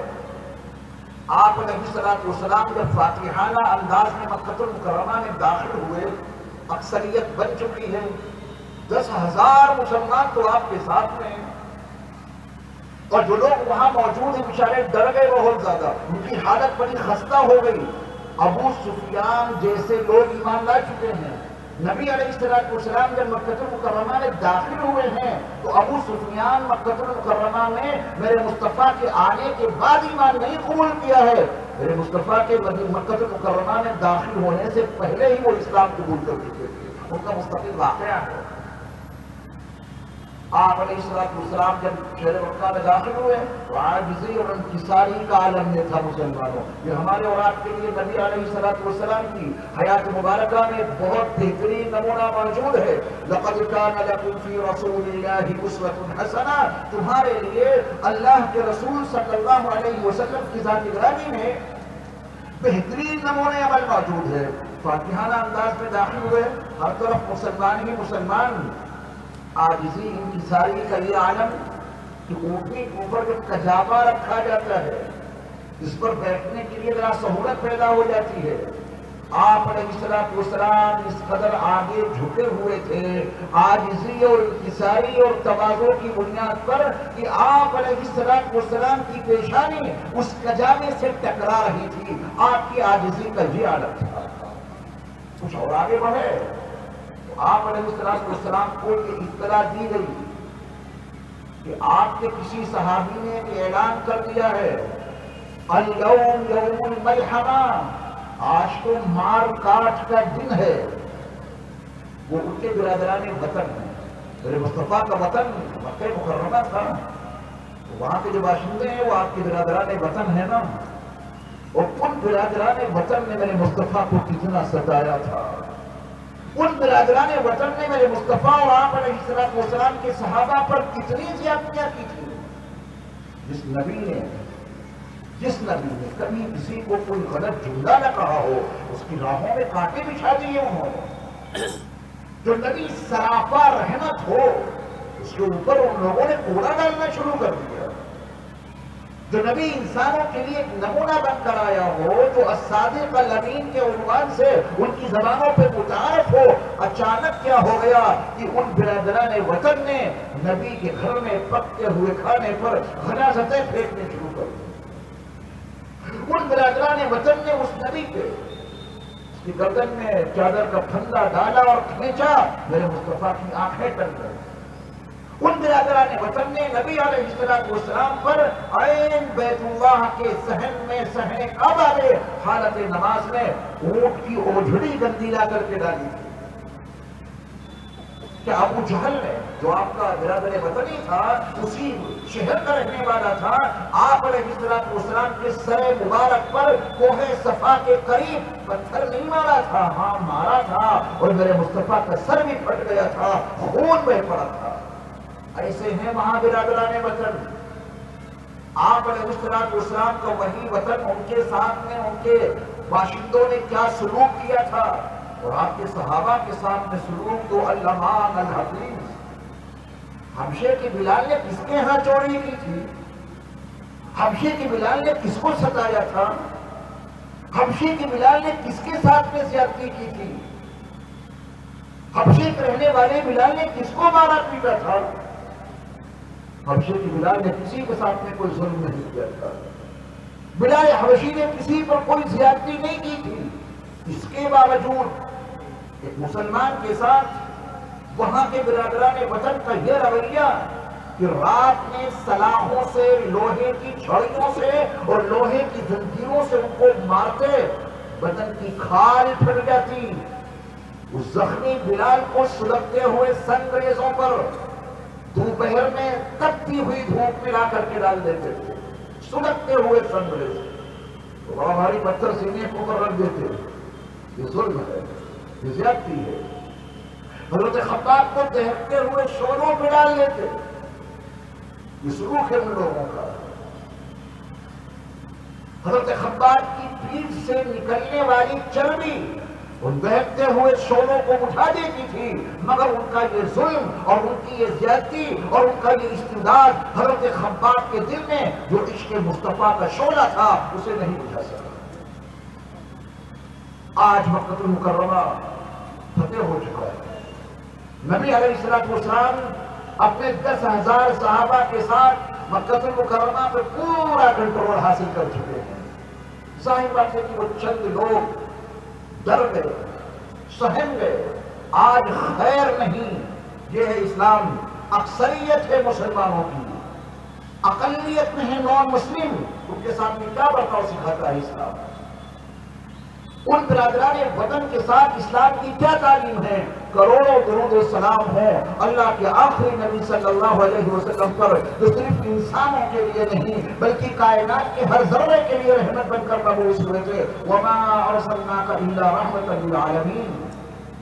آپ کو اطلاع دی گئی کہ آپ کے کسی ساتھی نے، آپ کے کسی صحابی نے مکہ المکرمہ کی سرزمین پر غیر مسلموں کے بیچ ایک اعلان کر دیا ہے، اليوم یوم الملحمہ، آج تو مار کاٹ کا دن ہے۔ ان لوگوں نے ہمارے نبی کو جتنا ستایا اور نبی کے صحابہ کو جو مظالم کے پہاڑ توڑے، آج ایک ایک سے بدلہ لیا جائے گا، ایک ایک سے انتقام لیا جائے گا، ان کا وجود صفحے ہفتے سے ختم کر دیا جائے گا۔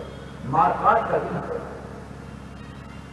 تو جذبات میں کہہ گئے، نبی کی پاس اطلاع پہنچی، میرے کسی ساتھی نے آج کے دن کو مار کاٹ کر نہیں بتلایا، میرے کسی صحابی نے آج کے دن کو ان چند لوگوں کے لیے ڈراوے کا دن بنا دیا، اليوم یوم الملحمہ کا اعلان کر دیا۔ نہیں، سنو، آپ علیہ السلام نے اعلان کیا اور لوگوں کو بتایا، اليوم یوم الملحمہ، مار کاٹ کا دن نہیں ہے آج تو ایک دوسرے کے اوپر رحم کرنے کا دن ہے۔ ڈرو نہیں، گھبراؤ نہیں، وہ تمہارا فعل تھا، وہ تمہارا عمل تھا، تمہارا جیسا عمل ہم نہیں کریں گے۔ تم نے زیادتی کی، ہم رحمت کے پھول برسائیں گے، تم نے ظلم کیا، ہم رحمت کی چادر میں تم سب کو ڈھانپ لیں گے، تم نے ہماری راہوں میں کانٹے بچھائے، ہم تمہارے اوپر پھول برسائیں گے۔ نبی علیہ السلام نے فوراً اس کی تردید کی، جذبات میں نہیں آنا، اللہ طاقت دے اور قوت دے اور کثرت عطا کرے تو پھر جو کم لوگ ہیں ان کے حقوق کو ادا کرنا یہ اسلام کی بنیادی تعلیم ہے۔ تو سب کے لیے کوئی بھی اپنا سکتا ہے، مسلمان ہونا ضروری نہیں۔ دنیا میں بہت سے ممالک ہیں جنہوں نے نبی علیہ السلام اور آپ کے صحابہ کی سیاسی زندگی کو اپنا کر اپنے ملکوں کو سدھار لیا، ایمان نہیں لائے ہیں، لیکن نبی کی تعلیم کے نتیجے میں انسانوں کے حقوق کی ادائیگی جس نہج پر ہوئی ہے، دنیا کے بہت سے ملکوں نے ان کو اپنایا ہے اور ان کے ملک بڑے خوشحال ہیں۔ اسلام کی تعلیم یہ ہے، مالداروں سے لو، غریبوں پر خرچ کرو، غریبوں پر خرچ کرو۔ تمہاری مملکت میں کوئی غریب بھوکا نہ سوئے، تمہاری حکومت میں کوئی انسان فقر و فاقہ کی حالت میں نہ سوئے، تمہاری مملکت میں کوئی انسان بے گھر نہ رہے، یہ اسلام کی بنیادی تعلیمات ہیں۔ حضرت عمر رضی اللہ تعالیٰ عنہ دورہ کیا کرتے تھے علاقوں کا، دیکھو کوئی بھوکا تو نہیں، کوئی ننگا تو نہیں، کوئی فقر و فاقہ میں مبتلا تو نہیں، اور معلوم ہو جاتا کہ پورا انسان ضرورت مند ہے تو اس کے کھانے پینے کا پورا نظام اپنی کمر کے اوپر لاد کے چلے ہیں، بورے میں سب کچھ کھانا پینا رکھا اور لاد کے چل دیے، پوری خدمت کر کے واپس چلے تو اس نے کہا کہ امیر المومنین تو تمہیں ہونا چاہیے تھا، اوپر پتہ نہیں کہاں پڑے سو رہے ہوں گے، ہمارے ساتھ نہیں مصیبت، تم بہت اچھے آدمی ہو، تم نے ہمارے کھانے کا انتظام کیا، کہاں ہے امیر المومنین؟ کہا کہ وہاں آنا تم کو میں ہی ملوں گا۔ اس زمانے کے امیر المومنین حضرت عمر بن خطاب رضی اللہ تعالیٰ عنہ غریبوں کی، یتیموں کی، بیواؤں کی، مسکینوں کی، ضرورت مندوں کی، بھوکوں کی، پریشان حال لوگوں کی ایسی خدمت کرتے تھے۔ آج دنیا کے اس نقشے پر کچھ ممالک ہیں ان کا سسٹم یہ ہے وہاں کوئی بھوکا نہیں سوئے گا۔ میں انگلینڈ جاتا رہتا ہوں، ایک کانفرنس میں میرا وہاں جانا ہوتا ہے تو ایک دن میزبان ہوتے ہیں 1-2 دن کے لیے، ٹھیک ان کے گھر کے سامنے ایک گڑیا رہتی ہے، معذور ہے، بچے کوئی نہیں ہیں، تو وہاں فرما رہے تھے کہ صبح ناشتے کے وقت ایک وقت متعین ہے، ٹھیک اس کی وقت ایک گاڑی آتی ہے، 2 لوگ اترتے ہیں، بیل بجاتے ہیں، دروازہ کھلتا ہے، جا کے گڑیا کو ناشتہ کراتے ہیں اور اس کے بعد صاف برتن لے کے گاڑی واپس چلی جاتی ہے۔ جب دوپہر کے کھانے کا وقت ہوتا ہے، کھانے کے صحیح وقت میں اسی وقت وہ گاڑی پہنچے گی، 2 لوگ اتریں گے، گڑیا کو کھانا کھلائیں گے، اس کے گھر کی صفائی کریں گے، برتن صاف کریں گے تو واپس چلے جائیں گے۔ شام کے جب کھانے کا وقت ہوتا ہے پھر وہ گاڑی حکومت کی طرف سے آتی ہے اور اس کی خدمت کر کے چلی جاتی ہے۔ وہاں کی حکومت کا قانون ہے کہ ہمارے ملک میں کوئی بھوکا نہیں سوئے گا، کوئی بے گھر نہیں رہے گا۔ ان کو حضرت عمر کا یہ طریقہ پسند آیا، مذہب ان کا اپنی جگہ پر، طریق حکومت حضرت عمر کا ان کو پسند آیا۔ حضرت عمر والا یہ قانون نافذ کیا، مالداروں سے لو، غریبوں پر خرچ کرو، اسلام کا قانون ہے۔ وہ زکات تو نہیں لیتے ہیں، وہ ٹیکس لیتے ہیں، اچھا خاصا لیتے ہیں، لیکن ٹیکس لیتے ہیں اس میں کوئی رعایت اگر نہیں کرتے تو غریبوں پہ خرچ کرنے میں کوئی بخل نہیں ہے۔ غریبوں سے لیا اس لیے ہے تاکہ غریبوں، مالداروں سے لیا اس لیے ہے تاکہ غریبوں پہ خرچ کیا جائے۔ لیتے تو پورا ٹیکس ہیں، چھوٹ نہیں دیتے، کوئی رعایت نہیں ہے ٹیکس کے معاملے میں، لیکن ٹیکس کی اتنی ساری رقم کہاں خرچ ہوگی؟ وہاں کا وزیر اعظم کی گاڑی اپنے ہاتھ سے چلاتا ہے، جتنے بھی ادھرا ہوتے ہیں ان کو چائے بنانے کے لیے بھی ملازم نہیں ملتا، چائے بنانی اپنے ہاتھ سے بناؤ اور پیو، ملازم کس چیز کا؟ اور ان کی خدمت کے لیے آئے اور خدمت کرو۔ یہ جو رعایت سے ٹیکس لیا گیا ہے، امیر المومنین حضرت عمر بن خطاب رضی اللہ تعالی عنہ نے عملی طور پہ اس کو برپا کر کے دکھایا ہے۔ مالداروں سے لو، غریبوں کے اوپر خرچ کرو۔ حضرت عمر کے دور میں اور اس سے پہلے بھی کبھی مسلمانی حکومت میں، مسلمانوں کی حکومت میں کوئی بھوکا نہیں سویا۔ اس عمل کو انہوں نے اپنا لیا۔ مذہب اپنی جگہ پر، جو اس عمل کو اپنائے گا، جو اس طریقے حکومت کو اپنائے گا، اس کی رعایا خوشحال ہوگی۔ بہت سارا ٹیکس لے لینا یہ کوئی کمال نہیں ہے، اس سے لوگوں کی کمر ٹوٹی، لیکن جو لیا ہے وہ کہاں خرچ کیا؟ یہ اسلام کی خصوصیت ہے۔ لوگ غریبوں کے لیے تو غریبوں پر خرچ کرو۔ اللہ کے نبی صلی اللہ علیہ وسلم نے ان سے کہا کہ ڈرنے کی کوئی ضرورت نہیں، مکے والوں، تم نے ہمارے ساتھ میں زیادتی کی، یہ تمہارا فعل تھا۔ ہمارا کام ہے تمہارے ساتھ میں رحم کا اور کرم کا معاملہ کرنا۔ آپ علیہ السلام نے اسی زمین میں اليوم یوم الملحمہ، اسی زمین میں میرے مصطفیٰ نے جملہ ارشاد فرمایا اليوم یوم المرحمہ۔ لام اور رے کا فرق ہے، ملحمہ تو مار کاٹ اور مرحمہ رحمت ہی رحمت۔ آپ نے فرمایا کہ ڈرنے کی کوئی ضرورت نہیں۔ آج کسی کے ساتھ میں کوئی زیادتی نہیں کی جائے گی، آج کسی کو مارا پیٹا نہیں جائے گا، آج کسی کے ساتھ میں قتل کا معاملہ نہیں کیا جائے گا۔ آج تو رحمت کے پھول برسائے جائیں گے۔ جاؤ تم سب کے سب آزاد ہو، لا تثریب علیکم اليوم، تمہارے اوپر کوئی سرزنش نہیں، تم سب آزاد ہو۔ ابو سفیان رشتے میں نبی صلی اللہ علیہ وسلم کی سسر لگتے تھے، جو کہ ان کی بیٹی میرے مصطفیٰ کے نکاح میں تھی۔ آپ نے ان کو بھی بھرپور اعزاز بخشا، فرمایا کہ جو شخص اپنے گھر میں رہ کے اپنا دروازہ بند کر لے اس کے لیے بھی امن و امان ہے، جو شخص صحن کعبہ میں آ کر حاضر ہو جائے اس کے لیے بھی امن و امان ہے۔ اور کہیں نہیں تو ابو سفیان کے گھر میں چلے جاؤ، جو ابو سفیان کے گھر میں چلا گیا اس کے لیے بھی امن و امان ہے۔ یہ آپ نے اپنے سسر سیدنا ابو سفیان رضی اللہ تعالی عنہ ہم قبل گوش اسلام ہو چکے تھے، ان کو یہ اعزاز بخشا کہ ابو سفیان کے گھر میں جو چلا جائے اس کو بھی امن و امان ہے۔ آپ دیکھیں کہ جب اکثریت میں ہے میرے مصطفیٰ صلی اللہ علیہ وسلم، تو آپ نے اس اقلیت کے ساتھ جو غیر مسلم ہیں اور آپ کی برادران وطن ہیں، ان کے ساتھ میں آپ نے کیا برتاؤ کیا اور ان کے ساتھ میں کیا معاملہ کیا۔ مدینہ منورہ میں اللہ کے نبی صلی اللہ علیہ وسلم نے حالات کے تحت کچھ غیر مسلموں سے قرضہ بھی لیا۔ ایک یہودی عاجز تھے مدینہ منورہ کی سرزمین پر، تو آپ علیہ السلام کبھی کبھار ان یہودیوں سے قرضہ لے لیا کرتے تھے، کیونکہ بڑی مالدار قوم تھی مدینہ منورہ کی سرزمین پر، اور ان سے معاہدہ تو ہو ہی چکا تھا۔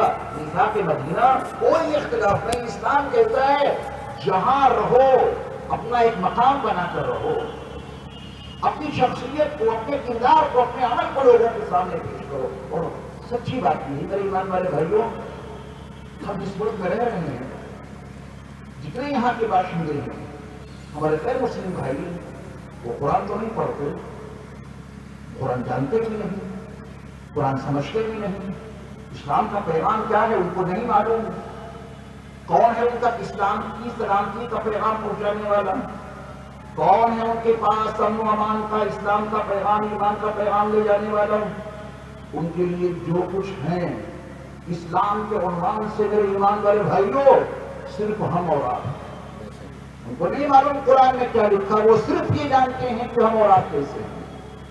ان کا یہ ماننا ہے کہ مسلمان جو کچھ کرتے ہیں یہی اسلام ہے، ان کا یقین ہے کہ مسلمانوں کا یہی کردار اسلام کا تعارف ہے۔ وہ قرآن ان کے ہاتھوں میں نہیں پہنچایا، وہ قرآن کے امن و امان اور سلامتی کے فلسفے کو نہیں جانتے۔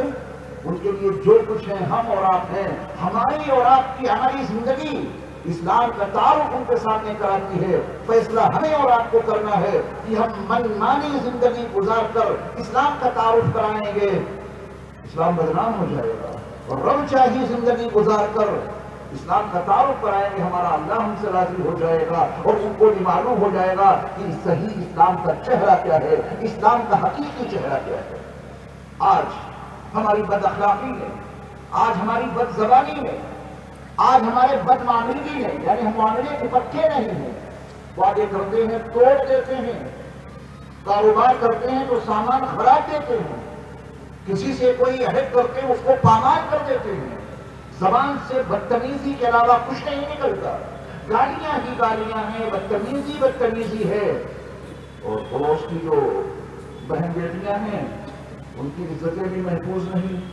وہ دور بھول گئے، وہ دور یاد نہیں رہا اسی سرزمین کا کہ جو ہمارے غیر مسلم بھائی اپنی بیٹیوں کو، اپنی بہوؤں کو مسلمانوں کے گھر چھوڑ کے جاتے تھے۔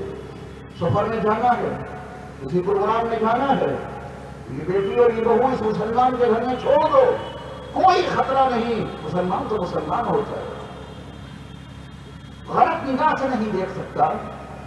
بیٹی اور بہو کی عزت اس مسلم گھرانے میں محفوظ رہے گی، یہ آپ کی تاریخ رہی ہے اس ہندوستان میں۔ آج کیا ہو گیا؟ کیوں بدل گئے اتنا؟ اسلام کی رسوائی کا ذریعہ کیوں بن گئے؟ محلے کی بہو بیٹیوں کی عزتیں عصمتیں کیوں محفوظ نہیں رہیں؟ کتنے بڑے بڑے فساد ایک مسلمان کی غلطی سے ہو رہے ہیں، کتنے بڑے بڑے فساد۔ غیر مسلم بھائی کی بیٹی کو لے کے اگر کوئی بھاگے گا تو فساد نہیں ہوگا تو اور کیا ہوگا؟ اور اس کا ذمہ دار کون؟ یہ مسلم معاشرہ، یہ مسلم سماج۔ اپنے کردار سے غیر مسلم بھائیوں کو یہی پیغام دیا کہ مسلمان ایسے ہوتے ہیں، اپنے آپ کو بدل لیجیے، اپنی زندگیوں میں صالح انقلاب برپا کر لیجیے۔ سرور کائنات صلی اللہ علیہ وسلم کی سیرت کے اس مبارک اور مشہور جلسے میں شرکت میں ایک نیت کر لیجیے۔ بہت کچھ سن چکے، بہت سو چکے، من مانی زندگی بہت گزار چکے، اب رب شاہی زندگی گزارنے کا تہیہ کرو۔ نگاہوں کی حفاظت پوری رہے، زبان پر پورا کنٹرول رہے، دلوں کو پاک اور صاف رکھو، اپنے نفوس کا تزکیہ بزرگوں کی خدمت میں جا کے کراتے رہو، اخلاق اعلیٰ بنا لو، کردار اچھا بنا لو۔ جب بولے تو یہ محسوس ہو کہ پھول جھڑ رہے ہیں، سامنے والا زیادتی کرنے پر آمادہ ہے، مزاج بگڑنے نہ پائے، انقلاب آ جائے گا، لوگوں کو معلوم ہو جائے گا کہ یہ ہے مسلمان اور یہ ہے اسلام۔ تو میں نے عرض کیا کہ اسلام برادران وطن کے پاس جو پہنچ رہا ہے وہ ہمارے کردار سے ہی پہنچ رہا ہے نا۔ ہمارے کردار کو دیکھ کے کوئی اسلام کے قریب آنے کے بجائے اور دور بھاگتا ہے، تو کیوں نہ ہم اور آپ اپنے آپ کو بدل لیں؟ ہم اور آپ اسلام کے ترجمان ہیں، ترجمان۔ اور آپ کو معلوم ہے کہ کسی پارٹی کا ترجمان ہائی کمان اعلیٰ کمان کی مرضی کے بغیر کوئی بیان نہیں دیتا، تو ہم اور آپ کیسے ہو گئے کہ اسلام کے ترجمان بن کر ہندوستان کی سرزمین پر موجود ہیں اور جو چاہا وہ بک دیا، جو جی میں آیا وہ بکواس کر ڈالی۔ اسلام کی بدنامی کا سب سے بڑا ذریعہ ہم اور آپ بن رہے ہیں۔ اللہ ہمیں شعور عطا فرمائے۔ اگر زیادتی ہو رہی ہو تو نبی کی زندگی میں کیا نمونہ موجود ہے؟ مدینہ منورہ کی سرزمین پر اللہ کے نبی صلی اللہ علیہ وسلم نے ایک غیر مسلم یہودی سے کچھ قرضہ لے لیا، حالات بڑے نامساعد تھے، وقت پر قرض ادا کرنے کی کوئی سبیل نہ بن سکی۔ اس قرض دینے والے نے میرے مصطفیٰ صلی اللہ علیہ وسلم سے اپنے قرض کا مطالبہ کیا، اور آپ علیہ السلام نے جیسے ہی عذر پیش کیا، ابھی انتظام نہیں ہو پایا ہے، بعد میں لے لینا، تھوڑی مہلت دے دو۔ ایمان والے بھائیوں، اگر کسی کو کبھی کچھ قرض دیا ہے اور اس بیچارے کے پاس انتظام نہیں ہو رہا، تھوڑی مہلت دے دیا کرنا، اور اللہ نے اگر آپ کو گنجائش دی ہے معاف کر دیا کرنا، نجات مل جائے گی۔ حدیث میں صراحت کے ساتھ موجود ہے، نبی صلی اللہ علیہ وسلم نے فرمایا، ایک ایسا شخص جس کے نامہ اعمال میں گناہوں کی اس قدر کثرت کہ اس کے لیے جہنم میں ڈالے جانے کا فیصلہ ہو چکا ہے، وہ فرشتے اس کو جہنم میں لے جانے کے لیے چلے۔ اللہ نے کہا کہ لوگوں یہ بتاؤ کہ کوئی ایک آدھ نیکی ہے اس کے نامہ اعمال میں، باوجود علام الغیوب والشہادہ ہونے کے ہمارا اللہ فرشتوں سے پوچھ رہا ہے کوئی ایک آدھ نیکی ہو تو بتاؤ۔ فرشتے کہیں گے کہ یا اللہ اس کا سارا نامہ اعمال گناہوں سے اٹا پڑا ہے، سارا کا سارا نامہ اعمال گناہوں سے بھرا پڑا ہے، بس ایک اچھا کام ہے اس کی نامہ اعمال میں، اور وہ یہ ہے کہ قرض دینے میں بہت زیادہ وسیع القلب تھا۔ جو قرض مانگنے آتا دے جاؤ، قرض مانگنے والوں کو کبھی بھلے ہی نہیں کرتا تھا، یہ اس کا ایک عمل ہے اس کے پاس، جو قرض مانگنے آیا لے جاؤ، جو قرض لینے آیا لے جاؤ۔ اور یا اللہ، قرض کی وصول جاری میں بڑا نرم تھا، اپنا قرض کسی سے مانگتا اور وہ یہ کہتا قرض دار ابھی دینے کی گنجائش نہیں، بعد میں دے دوں گا، تو یہ کہتا تھا کہ کوئی بات نہیں، بعد میں دے دینا، میں تم کو مہلت دیتا ہوں۔ اور اگر کوئی قرضدار اس سے یہ کہتا کہ صاحب قرض دینے کے حالات ہیں ہی نہیں، دور سے دور تک ایسے آثار نہیں ہیں کہ میں تمہارا قرض ادا کر سکوں، میں قرض ادا نہیں کر سکتا، تو یہ کہتا تھا کہ کیا حرج ہے، نہیں دے سکتے ہوگا تو میں نے معاف کر دیا، ہمارے پاس بہت ہے۔ بس یہ خوبی ہے اس کے پاس، قرض دینے میں بڑا فراخ دل، قرض کی وصول جاری میں جو مہلت مانگتا اسے مہلت دے دیتا، معذور مجبور حالات سے پریشان انسان کا قرض ہی معاف کر دیتا، نہیں دے سکتے ہوگا تو کوئی بات نہیں، تمہارے اتنی قرض کی واپسی نہ کرنے میں غریب تھوڑی نہ ہو جاؤں گا، ہمارے پاس بہت کچھ اللہ کا دیا ہوا، بس یہ ہے اس کے پاس نیکی، اس کے علاوہ اس کا سارا نامہ اعمال گناہوں سے بھرا پڑا ہے۔ تو حدیث میں موجود ہے اللہ کو ہنسی آ جائے اس گنہگار انسان کے لیے جہنم میں ڈالے جانے کا فیصلہ ہو چکا، اس کا ایک عمل اللہ کے سامنے بیان کیا گیا، اس کا وہ کام سن کر ہمارے اللہ کو ہنسی آ جائے گی، ان کی شایان شان، اور اللہ کہے گا کیا یہ مجھ سے بھی بڑا سخی بننا چاہتا ہے؟ کیا یہ مجھ سے بھی بڑا سخی بننا چاہتا ہے؟ سب کچھ تو میرا دیا ہوا تھا، میرے عطا کردہ مال میں سخاوت کا یہ حال دیا تو میں نے ہے، یہ مجھ سے بڑا سخی کیسے بن سکتا ہے؟ فرشتوں اب اس کو جہنم کے بجائے جنت میں لے جاؤ۔ آواز تو آئی نہیں کچھ؟ یہ باتیں سمجھ میں نہیں آ رہی۔ اللہ کے رسول صلی اللہ علیہ وسلم نے مدینہ منورہ کی سرزمین پر ایک یہودی شخص سے قرضہ لیا ہے اور وقت پہ ادائیگی کے اسباب نہیں بن سکے، مانگنے آ گیا تو آپ علیہ السلام نے فرمایا کہ ابھی تو گنجائش نہیں ہے، حالات نہیں ہے کہ میں تم کو تمہارا قرض دے سکوں، تھوڑی مہلت دے دو۔ اس نے منع کر دیا، مہلت نہیں ملے گی، آپ کو وہ قرض ابھی ادا کرنا ہے۔ آپ علیہ السلام کی شان میں اس نے کچھ گستاخی کے الفاظ بھی کہہ دیے اور آپ کو محصور کر لیا، چند نمازیں بھی آپ کو وہیں ادا کرنی پڑی۔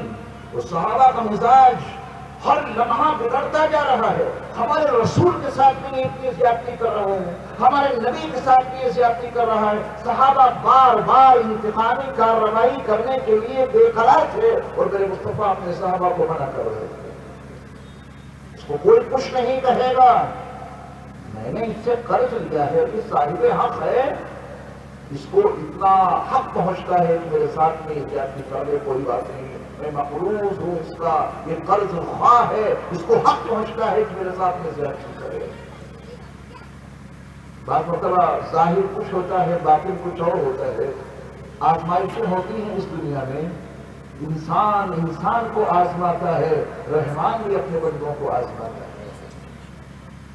کبھی گھبرانا نہیں چاہیے، مومن تو یقین کی زندگی گزارتا ہے، اسباب و وسائل پر اس کی کبھی نگاہ نہیں ہوتی، اس کی نظر میں صرف اللہ کی رضا ہوتی ہے، ہمارا اللہ ہم سے راضی ہے۔ یہ دنیا کا نشے و فراز تو چلتا رہے گا، حالات کبھی اچھے ہوں گے کبھی خراب، کبھی صحت مند ہوں گے کبھی بیمار، کبھی عروج ہوگا تو کبھی زوال، کبھی مالداری تو کبھی غربت، اولاد ہے اور نہیں ہے، یہ سب کچھ اس دنیا میں ہوتا رہے گا۔ پائے ثبات میں کبھی تزلزل نہ آ جائے، ایمان سے انحراف نہ ہو جائے، اللہ کے فیصلوں پر بے اطمینانی نہ ہو جائے، اللہ کے ہر فیصلے پر راضی رہنا یہ مومن کا کام ہے۔ سرور کائنات صلی اللہ علیہ وسلم کے ساتھ اس نے زیادتی کی اور بڑی زیادتی کی. صحابہ انتقام کے لیے بے قرار اور اللہ کے نبی صلی اللہ علیہ وسلم اپنے صحابہ کو اطمینان سے رہنے کی تاکید کرتے اور آپ بتا رہے ہیں کہ اس کا مجھ پر حق ہے تو اتنا بولنے کا بھی اس کو حق ہے. کیا ہماری اور آپ کی زندگیوں میں نبی علیہ السلام کے اس اسوہ حسنہ میں کوئی نمونہ نہیں موجود ہے؟ موجود ہے.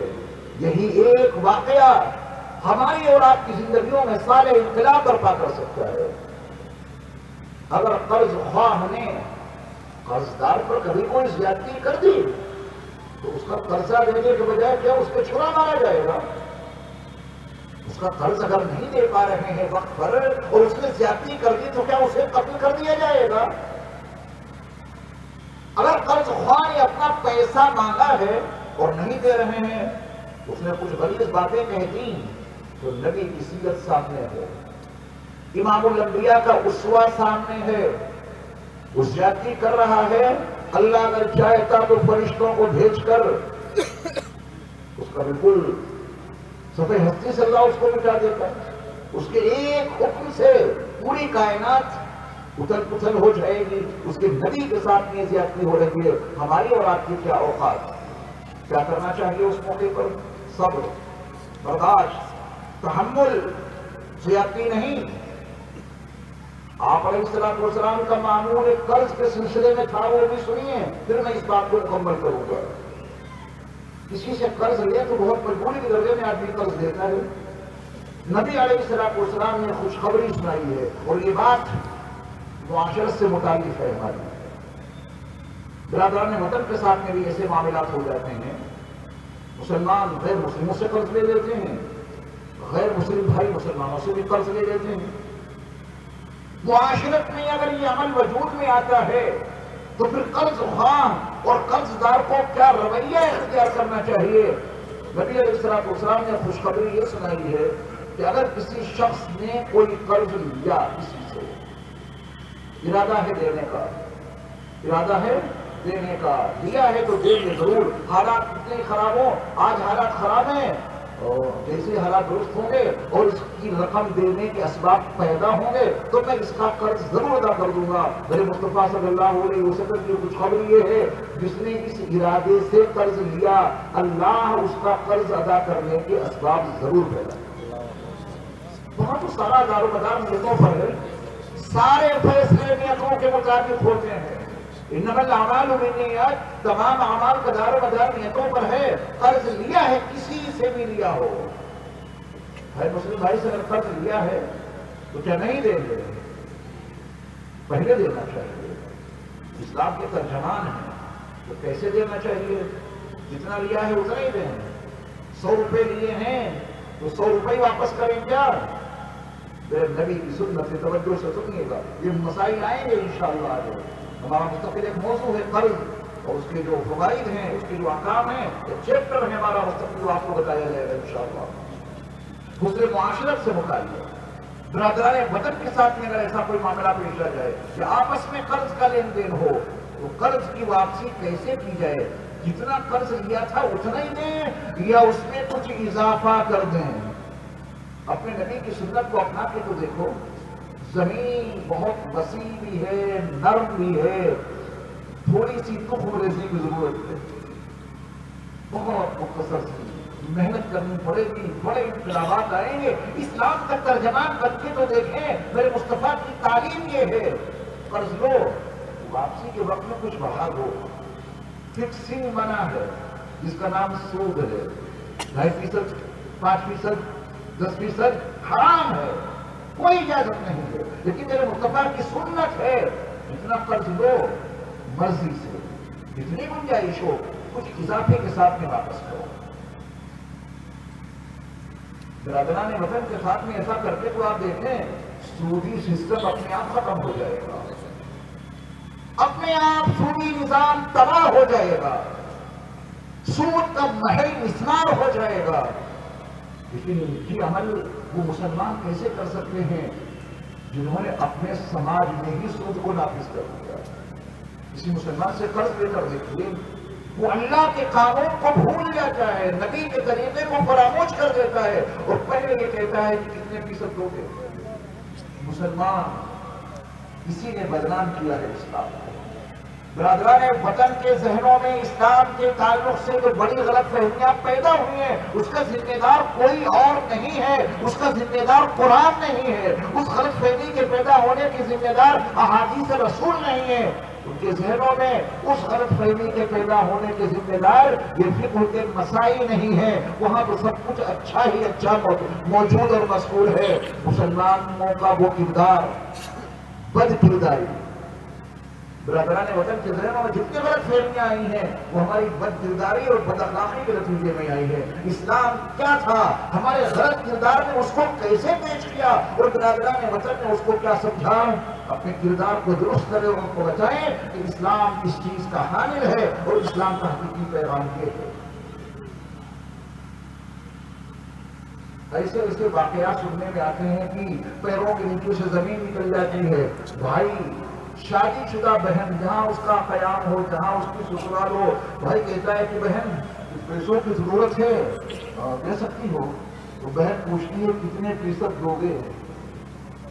بھائی بہن کے درمیان میں سودی نظام ہمارے سماج میں موجود ہے، بھائیوں میں لین دین میں سودی سسٹم ہمارے نظام میں موجود ہے۔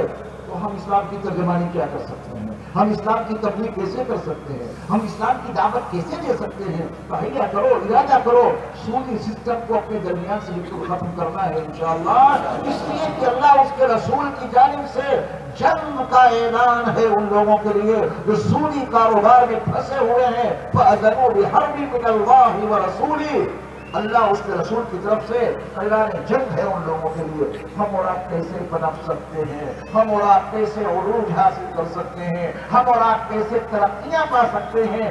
اللہ اس کے رسول کے ساتھ جنگ کرنے کا کون متحمل ہو سکتا ہے؟ تباہی بربادی اسی وجہ سے ہمارا اور آپ کا مقدر بن گئی ہے۔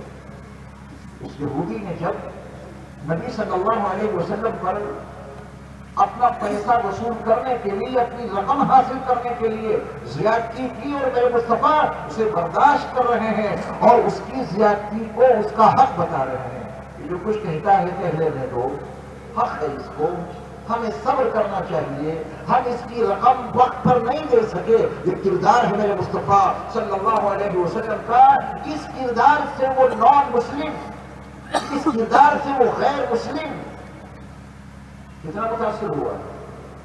تاریخ پڑھیے، سیرت کا مطالعہ کیجیے، جب یہ واقعہ آپ پڑھیں گے یا سنیں گے اور اس کے اگلے حصے میں آپ کو یہ سنائی دے گا، یہ نظر آئے گا کہ وہ غیر مسلم یہ کہہ کر اشہد ان لا الہ الا اللہ واشہد ان محمدا عبدہ ورسولہ یہ پڑھ کر حلقہ بگوش اسلام ہو گیا۔ واقعتاً یہ رسول رحمت نے آسمانی کتاب تورات میں ان کی یہی صفت تو لکھی ہے، بازاروں میں چلانے والے نہیں، بدگوئی کرنے والے نہیں، یہ ساری صفات لکھی ہے میرے مصطفیٰ صلی اللہ علیہ وسلم کی ان آسمانی کتابوں میں۔ بازاروں میں چیخ و پکار کرنے والے نہیں، سنجیدگی کے ساتھ میں گفتگو کرتے ہیں، بد اخلاقی کرنے والے نہیں۔ آپ علیہ السلام کے ساتھ دوسرے زیادتی کی اور میرے مصطفیٰ نے تحمل کا مظاہرہ کیا، برداشت کا مظاہرہ کیا، تو وہ شخص جو غیر مسلم ہے وہ اتنا متاثر ہوا کہ اس نے آپ علیہ السلام کا کلمہ پڑھ لیا اور وہ حلقہ بگوش اسلام ہو گیا۔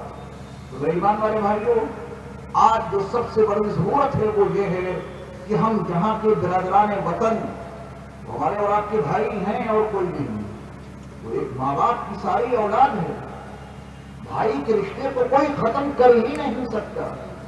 قرآن نے یا ایھا الناس انا خلقناکم من ذکر و انثی کہہ کر کے اس رشتے کو مضبوط کر دیا ہے کہ دنیا کے جتنے انسان ہیں سب آپس میں ایک دوسرے کے بھائی ہیں اور ایک دوسرے کی بہن ہیں۔ کون اس رشتے کو ختم کر سکتا ہے؟ پھر نبی صلی اللہ علیہ وسلم نے کلکم بنو آدم کہہ کر کے اس رشتے کو اوپر مہر لگا دی، تم سب آدم علیہ السلام کی اولاد ہو۔ اس رشتے کو دنیا کی کوئی طاقت ختم نہیں کر سکتی۔ درمیان میں 7 سمندر ہیں، اونچے اونچے پہاڑ ہیں اور طوفانی ہوائیں اور موجیں ہیں، اس 7 سمندر پار کوئی انسان آباد ہے، وہ بھی ہمارا اور آپ کا بھائی ہے۔ درمیان کے یہ جتنی حائل چیزیں ہیں یہ اس رشتے کو ختم نہیں کر سکتی۔ ان کے ساتھ میں حسن سلوک ہو، ان کو یقین ہو جائے کہ مسلمان بے ایمان نہیں ہو سکتا، ان کو یقین دلانا پڑے گا اپنے کردار سے کہ مسلمان امانت میں کبھی خیانت نہیں کر سکتا، جو چیز جیسی رکھوائی ویسی اپنے کردار سے ثابت کرنا ہوگا۔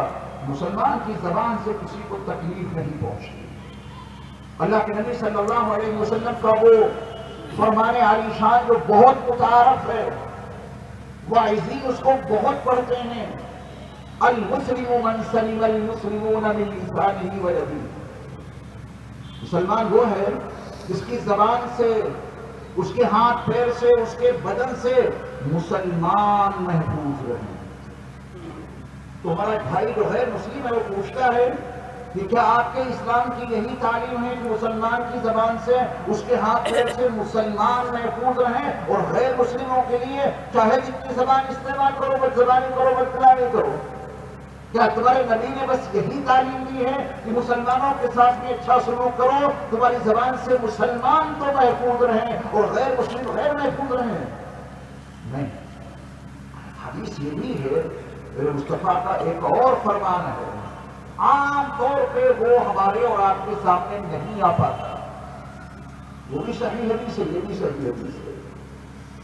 اگر وہ جملہ سنایا جائے، نبی کا وہ فرمان بتایا جائے کہ المسلم من سلم المسلمون من لسانه ويده، تو ساتھ میں نبی کا آفاقی پیغام بھی اسی زمین میں موجود امت کو بتا دیا جائے کہ میرے آقا نے یہ بھی تو فرمایا ہے، المسلم من سلم الناس من لسانه ويده، صحیح حدیث ہے۔ مسلمان تو وہ ہے جس کی زبان سے، اس کے ہاتھ پیر سے تمام لوگ محفوظ رہے، مسلمانوں کی ہی قید رہے۔ ہماری زبان سے ہمارے برادران وطن کتنے محفوظ ہیں، یہ جیسا مجھے بھی لینا ہے اور آپ کو بھی لینا ہے، حق بنتا ہے ان کا، ان کو اپنا بھائی مانو۔ ہمارے سلسلے عالیہ چشتیہ کے عظیم ستون سیدنا معین الدین چشتی اجمیری نور اللہ مرقدہ ہندوستان میں آئے، 90 لاکھ غیر مسلم بھائیوں نے ان کے دست حق پرست پر ایمان قبول کیا۔ کتنے؟ 90 لاکھ مسلمانوں نے، غیر مسلموں نے۔ کتنی تقریریں تھیں ان کی، کتنے رسالے نکلتے تھے ان کے، کتنے بڑے ادارے قائم کیے تھے انہوں نے۔ شخصیت تھی، کردار تھا، عظمتیں تھیں، رفاتیں تھیں۔ غیر مسلموں کے پاس، برادران وطن کے پاس قرآن نہیں پہنچا بھی تو پڑھ نہیں پائے، سمجھ نہیں پائے، وہ تو ایک مسلمان کی زندگی کو، اس کے کردار کو اسلام سمجھتے ہیں۔ جب اسلام کردار کے سانچے میں ڈھل کر معین الدین چشتی اجمیری رحمت اللہ علیہ کے وجود میں آ کر یہاں کے برادران وطن کے سامنے اسلام ایک وجود میں، کردار میں ڈھل کر پہنچا ہے، تو 90 لاکھ غیر مسلم بھائیوں نے ان کے دست حق پرست پر ایمان قبول کیا تھا۔ بڑی خوشی ہوئی، بڑی خوشی ہوئی شیخ اجمیری کو، اتنی بڑی تعداد میں ایمان قبول کیا ہے، اللہ کا شکر ادا کیا۔ ماں نے کہا کہ معین الدین، اتنے لوگوں کے ایمان لانے میں جہاں تمہیں خوشی ہو رہی ہے، ان کے ایمان قبول کرنے میں تھوڑا سا حصہ میرا بھی ہے۔ شیخ نے پوچھا کہ وہ کیسے؟ اتنے لوگوں نے میرے ہاتھ پر ایمان قبول کیا، اس میں آپ کا کیا کردار ہے؟ فرمایا کہ معین الدین، میں نے تم کو کبھی بے وضو دودھ نہیں پلایا۔ مائیں کہاں چلی گئیں جو اپنے بچوں کی ایسی تربیت کریں، ان کی ایسی خدمت کریں؟ ماں کا وہ جذبہ ہونا چاہیے جو صرف میرا بچہ نہیں بلکہ مستقبل میں اسلام کا ترجمان بن جائے۔ ٹھیک ہے بیٹا آپ کا ہے، بیٹی آپ کی ہے، سلسلہ ہے، اس کا کون انکار کر سکتا ہے؟ یہ نسبی سلسلے قائم رہیں گے، لیکن یہ بچہ اس دھرتی پر آیا ہے تو یہ اسلام کا ترجمان بنے اور اسلام کا کردار اس کی زندگی میں ڈھل جائے۔ کر رہے ہو، جھگڑے کس چیز کے؟ اگر کوئی زیادتی کرتا ہے تو، کوئی ظلم کرتا ہے تو، احد کا میدان اور نبی کا کردار ہمارے اور آپ کے لیے نمونہ موجود ہے. اسی بات کو سنا کر میں انشاءاللہ دعا کرا دیتا ہوں کیونکہ ٹائم پورا ہو گیا. احد کا میدان ہے. کل تذکر آیا تھا کہ ابتدا میں فتح نہیں ہوئی تھی، اجتہادی غلطی کے نتیجے میں فتح شکست میں تبدیل ہو گئی. آپ علیہ السلام پیچھے ہٹے تو گڑھا تھا.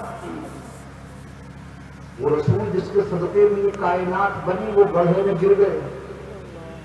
پیچھے گردن میں بھی کافی چوٹ آئی. آپ علیہ السلام کے چہرے مبارک پر بھی چوٹ آئی. زخمی ہو گیا رخ زیبا. دندان مبارک میں شہید ہو گئے. اور جب آپ علیہ السلام کو صحابہ نے اٹھایا باہر نکالا، انہوں نے کہا کہ یا رسول اللہ صلی اللہ علیہ وسلم اب تو اس قوم کے لیے بد دعا فرما دیجیے، اب تو انتہا ہو گئی. ظلم اور جبر اور تشدد اپنی آخری حد کو پہنچ گیا. اب تو اس کے لیے بد دعا کر دے. انہوں نے آپ کو اتنی تکلیف پہنچائی، تکلیف کی انتہا ہو گئی. رخ زیبا زخمی ہو گیا. لوہے کی خود کا حصہ آپ کے چہرے میں دندان مبارک تک پہنچ گیا. دندان مبارک شہید ہو گئے. اب تو ان کے لیے بد دعا کر دیجیے. خون بہ رہا ہے میرے مصطفیٰ کے رخ زیبا سے، رخ انور سے. یہ ان کی طرف سے زیادتی ہے، یہ ان کی طرف سے ظلم اور جبر ہے. کیا اتنا ظلم اور جبر ہمارے اور آپ کے ساتھ میں کیا جائے تو بد دعا شروع کر دیں گے؟ ہمارے اور آپ کے رہبروں نے بھی کچھ ایسے ہی سکھا دیا. ذرا سے کہیں سے زیادتی کی خبر آئی اور بد دعا کرو، بد دعا کرو، یا اللہ ان کو ہلاک کر دے، یا اللہ ان کو برباد کر دے. ارے جتنا وقت ان کے لیے بد دعاؤں میں صرف کر رہے ہو، اتنا وقت ان کے حق میں دعاؤں میں کیوں نہیں لگا؟ جتنا وقت اور جتنی محنت ان کے لیے بد دعائیں کرنے میں لگا رہے ہو، اتنا وقت ان کی ہدایت کے لیے اپنے اللہ کی بارگاہ میں کیوں نہیں لگاتے؟ اور ان کے لیے مغفرت کی دعا، ان کے لیے ہدایت کی دعا، ان کو رشد و ہدایت کے ملنے کی دعائیں کیوں نہیں کرتے؟ یہ مشکل کام ہے کیا؟ وقت ادھر بھی لگ رہا ہے ادھر بھی. اتنی جلدی بد دعا کرو. اپنے نبی کی سیرت سامنے رکھو. مکہ المکرمہ میں ستائے گئے کبھی کوئی بد دعا نہیں، طائف میں ستائے گئے کبھی کوئی بد دعا نہیں، اور احد کے میدان میں تو انتہا ہو گئی، انتہا ہو گئی. جن کے بچپن میں اس رخ زیبا کے واسطے سے بارش طلب کی گئی تو اللہ نے اپنے محبوب کے رخ انور کی برکت سے ان کو بارشوں سے مالا مال کر دیا تھا. آج وہی رخ زیبا زخمی ہے، آج وہی رخ پرنور روئے انور روئے منور زخمی ہو گیا. مطالبہ بھی ہے جب تو بد دعا کر دیجیے. میرے مصطفیٰ نے کبھی بد دعا نہیں کی. فرمایا کہ یا اللہ میری اس قوم کو ہدایت دے دے. یہ جتنی زیادتی میرے ساتھ میں کر رہی ہے میری قوم، اس کی وجہ اس کے سوا کچھ نہیں کہ اس قوم نے مجھے ابھی تک پہچانا ہے. جس روز یہ قوم مجھے پہچان لے گی پھر ظلم نہیں، تشدد نہیں، جبر نہیں، اطاعت و فرما برداری، انقیاد کے سوا اور کیا ہو سکتا ہے؟ ایمان والے بھائیوں، اگر ہمارے اور آپ کے ساتھ میں کوئی زیادتی ہوتی ہے، اس امت دعوت کے لیے اللہ کی بارگاہ میں رو رو کر جڑا کر ان کے حق میں دعا کریں. ظلم تو دور لے رہا ہے. اس دور میں مسلمانوں کے ساتھ میں ظلم نہیں ہوا. ظلم ہو جائے تو اس کو حد تک امکان برداشت کر کے، یہ امت دعوت ہے، اس پر محنت کرنے کی ضرورت ہے. اپنے کردار سے، اپنے حسن اخلاق سے وہ انتقام جو لینے کے لیے لوگ تیار ہو جاتے ہیں، امت کو کھڑا بھی کر دیتے ہیں، وہ انتقام تو نہیں لے پاتے اور مسلمانوں کو مروا دیتے ہیں. نہ ادھر ادھر کی تو بات کر، نہ ادھر ادھر کی تو بات کر، یہ بتا کہ قافلہ کیوں لوٹا، بتانا پڑے گا. نہ ادھر ادھر کی تو بات کر، یہ بتا کہ قافلہ کیوں لوٹا. مجھے رہزنوں سے غرض نہیں، تیری رہبری کا سوال ہے. کہاں لے گئے قوم کو؟ کس گڑھے میں جا کے ڈال دیا قوم کو؟ کس اسٹیج پہ لا کے کھڑا کر دیا امت مسلمہ کو؟ صرف اپنی لیڈری چمکانے کے لیے، فرض بنتا تھا کہ اس امت کو، سیدھی سادھی قوم کو اپنے نبی کی سیرت سے متعارف کرا کے، اپنے نبی کی سیرت اس قوم کو بتائی جاتی، اسلام کو اپنے کردار میں ڈھالنے کی ترغیب دی جاتی۔ میرے ایمان والے بھائیوں، تہیہ کر لیں، ارادہ کر لیں کہ ہم اسلام کو انشاءاللہ عملی طور پہ اپنی زندگیوں میں برپا کریں۔ انشاءاللہ۔ حقوق مانگنے کے بجائے، اپنے حقوق کا مطالبہ کرنے کے بجائے دوسروں کے حقوق کو ادا کرنے کی پوری کوشش کریں گے۔ ہمارا حق ملے نہ ملے وہ ایک الگ موضوع ہے، لیکن ہم کسی کا حق اپنے ذمہ نہ رکھیں، اپنی استطاعت سے زیادہ دوسروں کا حق دینے کی کوشش کریں گے، دونوں جہان میں سرخروئی حاصل ہو جائے گی، دونوں جہان کی سعادتیں مل جائیں گی انشاءاللہ۔ آپ لوگ اکیلے ہی آتے ہیں یا دعوت بھی دیتے ہیں لوگوں کو؟ دعوت دیتے ہیں تو کل مجمع اس کا ڈبل ہو جانا چاہیے، ہے نا؟ اچھی باتیں مل رہی ہیں سننے کو، یہ سب برکت ہے نبی علیہ الصلوۃ والسلام، یہ سب اعجاز ہے میرے مسلمان کی تعلیمات کا۔ کل آئیں، وقت پر آئے، میں ٹھیک 9:45 بجے بیان شروع کر دیتا ہوں، 11:30 بجے ختم ہو جاتا ہے الحمدللہ۔ تو اپنے ساتھ اگر آپ 2 ساتھی لائیں تو مجمع تو اس سے 3 گنا ہو جائے گا نا انشاءاللہ۔ لائیے گا، اللہ آپ کو بھی اس کا بدلہ ضرور عطا کرے گا۔ اللہم صلی علی سیدنا مولانا محمد وعلی آل سیدنا مولانا محمد مبارک وسلم۔ یا اللہ ہمارے گناہوں کو معاف فرما، آمین۔ یا اللہ ہماری سیئات سے درگزر فرما، آمین۔ یا اللہ ہماری تمام خطاؤں کو محض اپنے فضل و کرم سے معاف فرما۔ آمین۔ میرے مولا ہم سب کے ساتھ رحم کا، کرم کا، عافیت کا معاملہ فرما، آمین۔ ایمان پر خاتمہ نصیب فرما۔ آمین۔ یا اللہ اتنے بڑے مجمع میں جتنے لوگ موجود ہیں سب کی مغفرت کے فیصلے فرما، آمین۔ سب کی تمام جائز مرادوں کو پورا فرما۔ آمین۔ میرے رب جو بیمار ہیں ان کو شفا عطا فرما، آمین۔ جو مقروض ہیں ان کے قرضوں کی ادائیگی کے لیے تمام اسباب غیب سے مہیا فرما، آمین۔ جو بے نکاحیں ہیں ان کے لیے غیب سے مناسب جوڑوں کا انتظام فرما۔ آمین۔ یا اللہ جن میاں بیویوں کے درمیان اختلاف، انتشار، لڑائی جھگڑے ہیں ان کو محبت کے ساتھ رہنے کی توفیق عطا فرما۔ آمین۔ یا اللہ جن احباب نے ہم سے دعاؤں کے لیے کہا ہے یا لکھا ہے یا ان کا ہم پر حق ہے یا وہ ہم سے توقع رکھتے ہیں، میرے مولا ان کی تمام جائز مرادوں کو پورا فرما۔ آمین۔ یا اللہ ہم سب کو اپنے دین کی خدمت کی تا زندگی قبول فرما، آمین۔ اپنے نبی کی سیرت کے مطابق زندگی گزارنے کی توفیق عطا فرما۔ آمین۔ جن احباب نے پرچے میں نام لکھے ہیں اپنے اپنے مقاصد کے لیے، اللہ ہر ایک کو ان کے مقصد میں کامیابی عطا فرما۔ آمین۔ جو ناجائز مقدمات میں ماخوذ ہیں یا اللہ ان کو باعزت بری فرما۔ آمین۔ میرے مولا ہمارے اس ملک کے ہندوستان میں امن و امان قائم فرما، آمین۔ خطے خطے پر چپے چپے پر امن و امان برپا فرما، آمین۔ تشدد آمیز واقعات سے پوری امت کی، باشندگان ہند کی پوری حفاظت فرما۔ آمین۔ میرے مولا اپنے محبوب نبی صلی اللہ علیہ وسلم کی زیارت اور آپ کی شفاعت سے ہم سب کو مالا مال فرما۔ آمین۔ یا الہی ہم سب کو اپنے محبوب نبی صلی اللہ علیہ وسلم کے نورانی ہاتھوں سے جانے کو عطا فرما۔ آمین۔ میرے رب جو کچھ مانگا ہے وہ بھی عطا فرما، آمین۔ جو نہیں مانگ سکے ہیں وہ بھی اپنے کرم سے عطا فرما۔ آمین۔ یا اللہ ہماری ان تمام دعاؤں کو محض اپنے فضل و کرم سے اپنے محبوب نبی صلی اللہ علیہ وسلم کے صدقے قبول میں قبول فرما۔ آمین۔ وصلی اللہ تعالی علی خیر خلقہ محمد وآلہ وأصحابہ وأزواجہ وذرياته وأهل بيته أجمعين برحمتك يا أرحم الراحمين۔ السلام علیکم ورحمۃ اللہ وبرکاتہ۔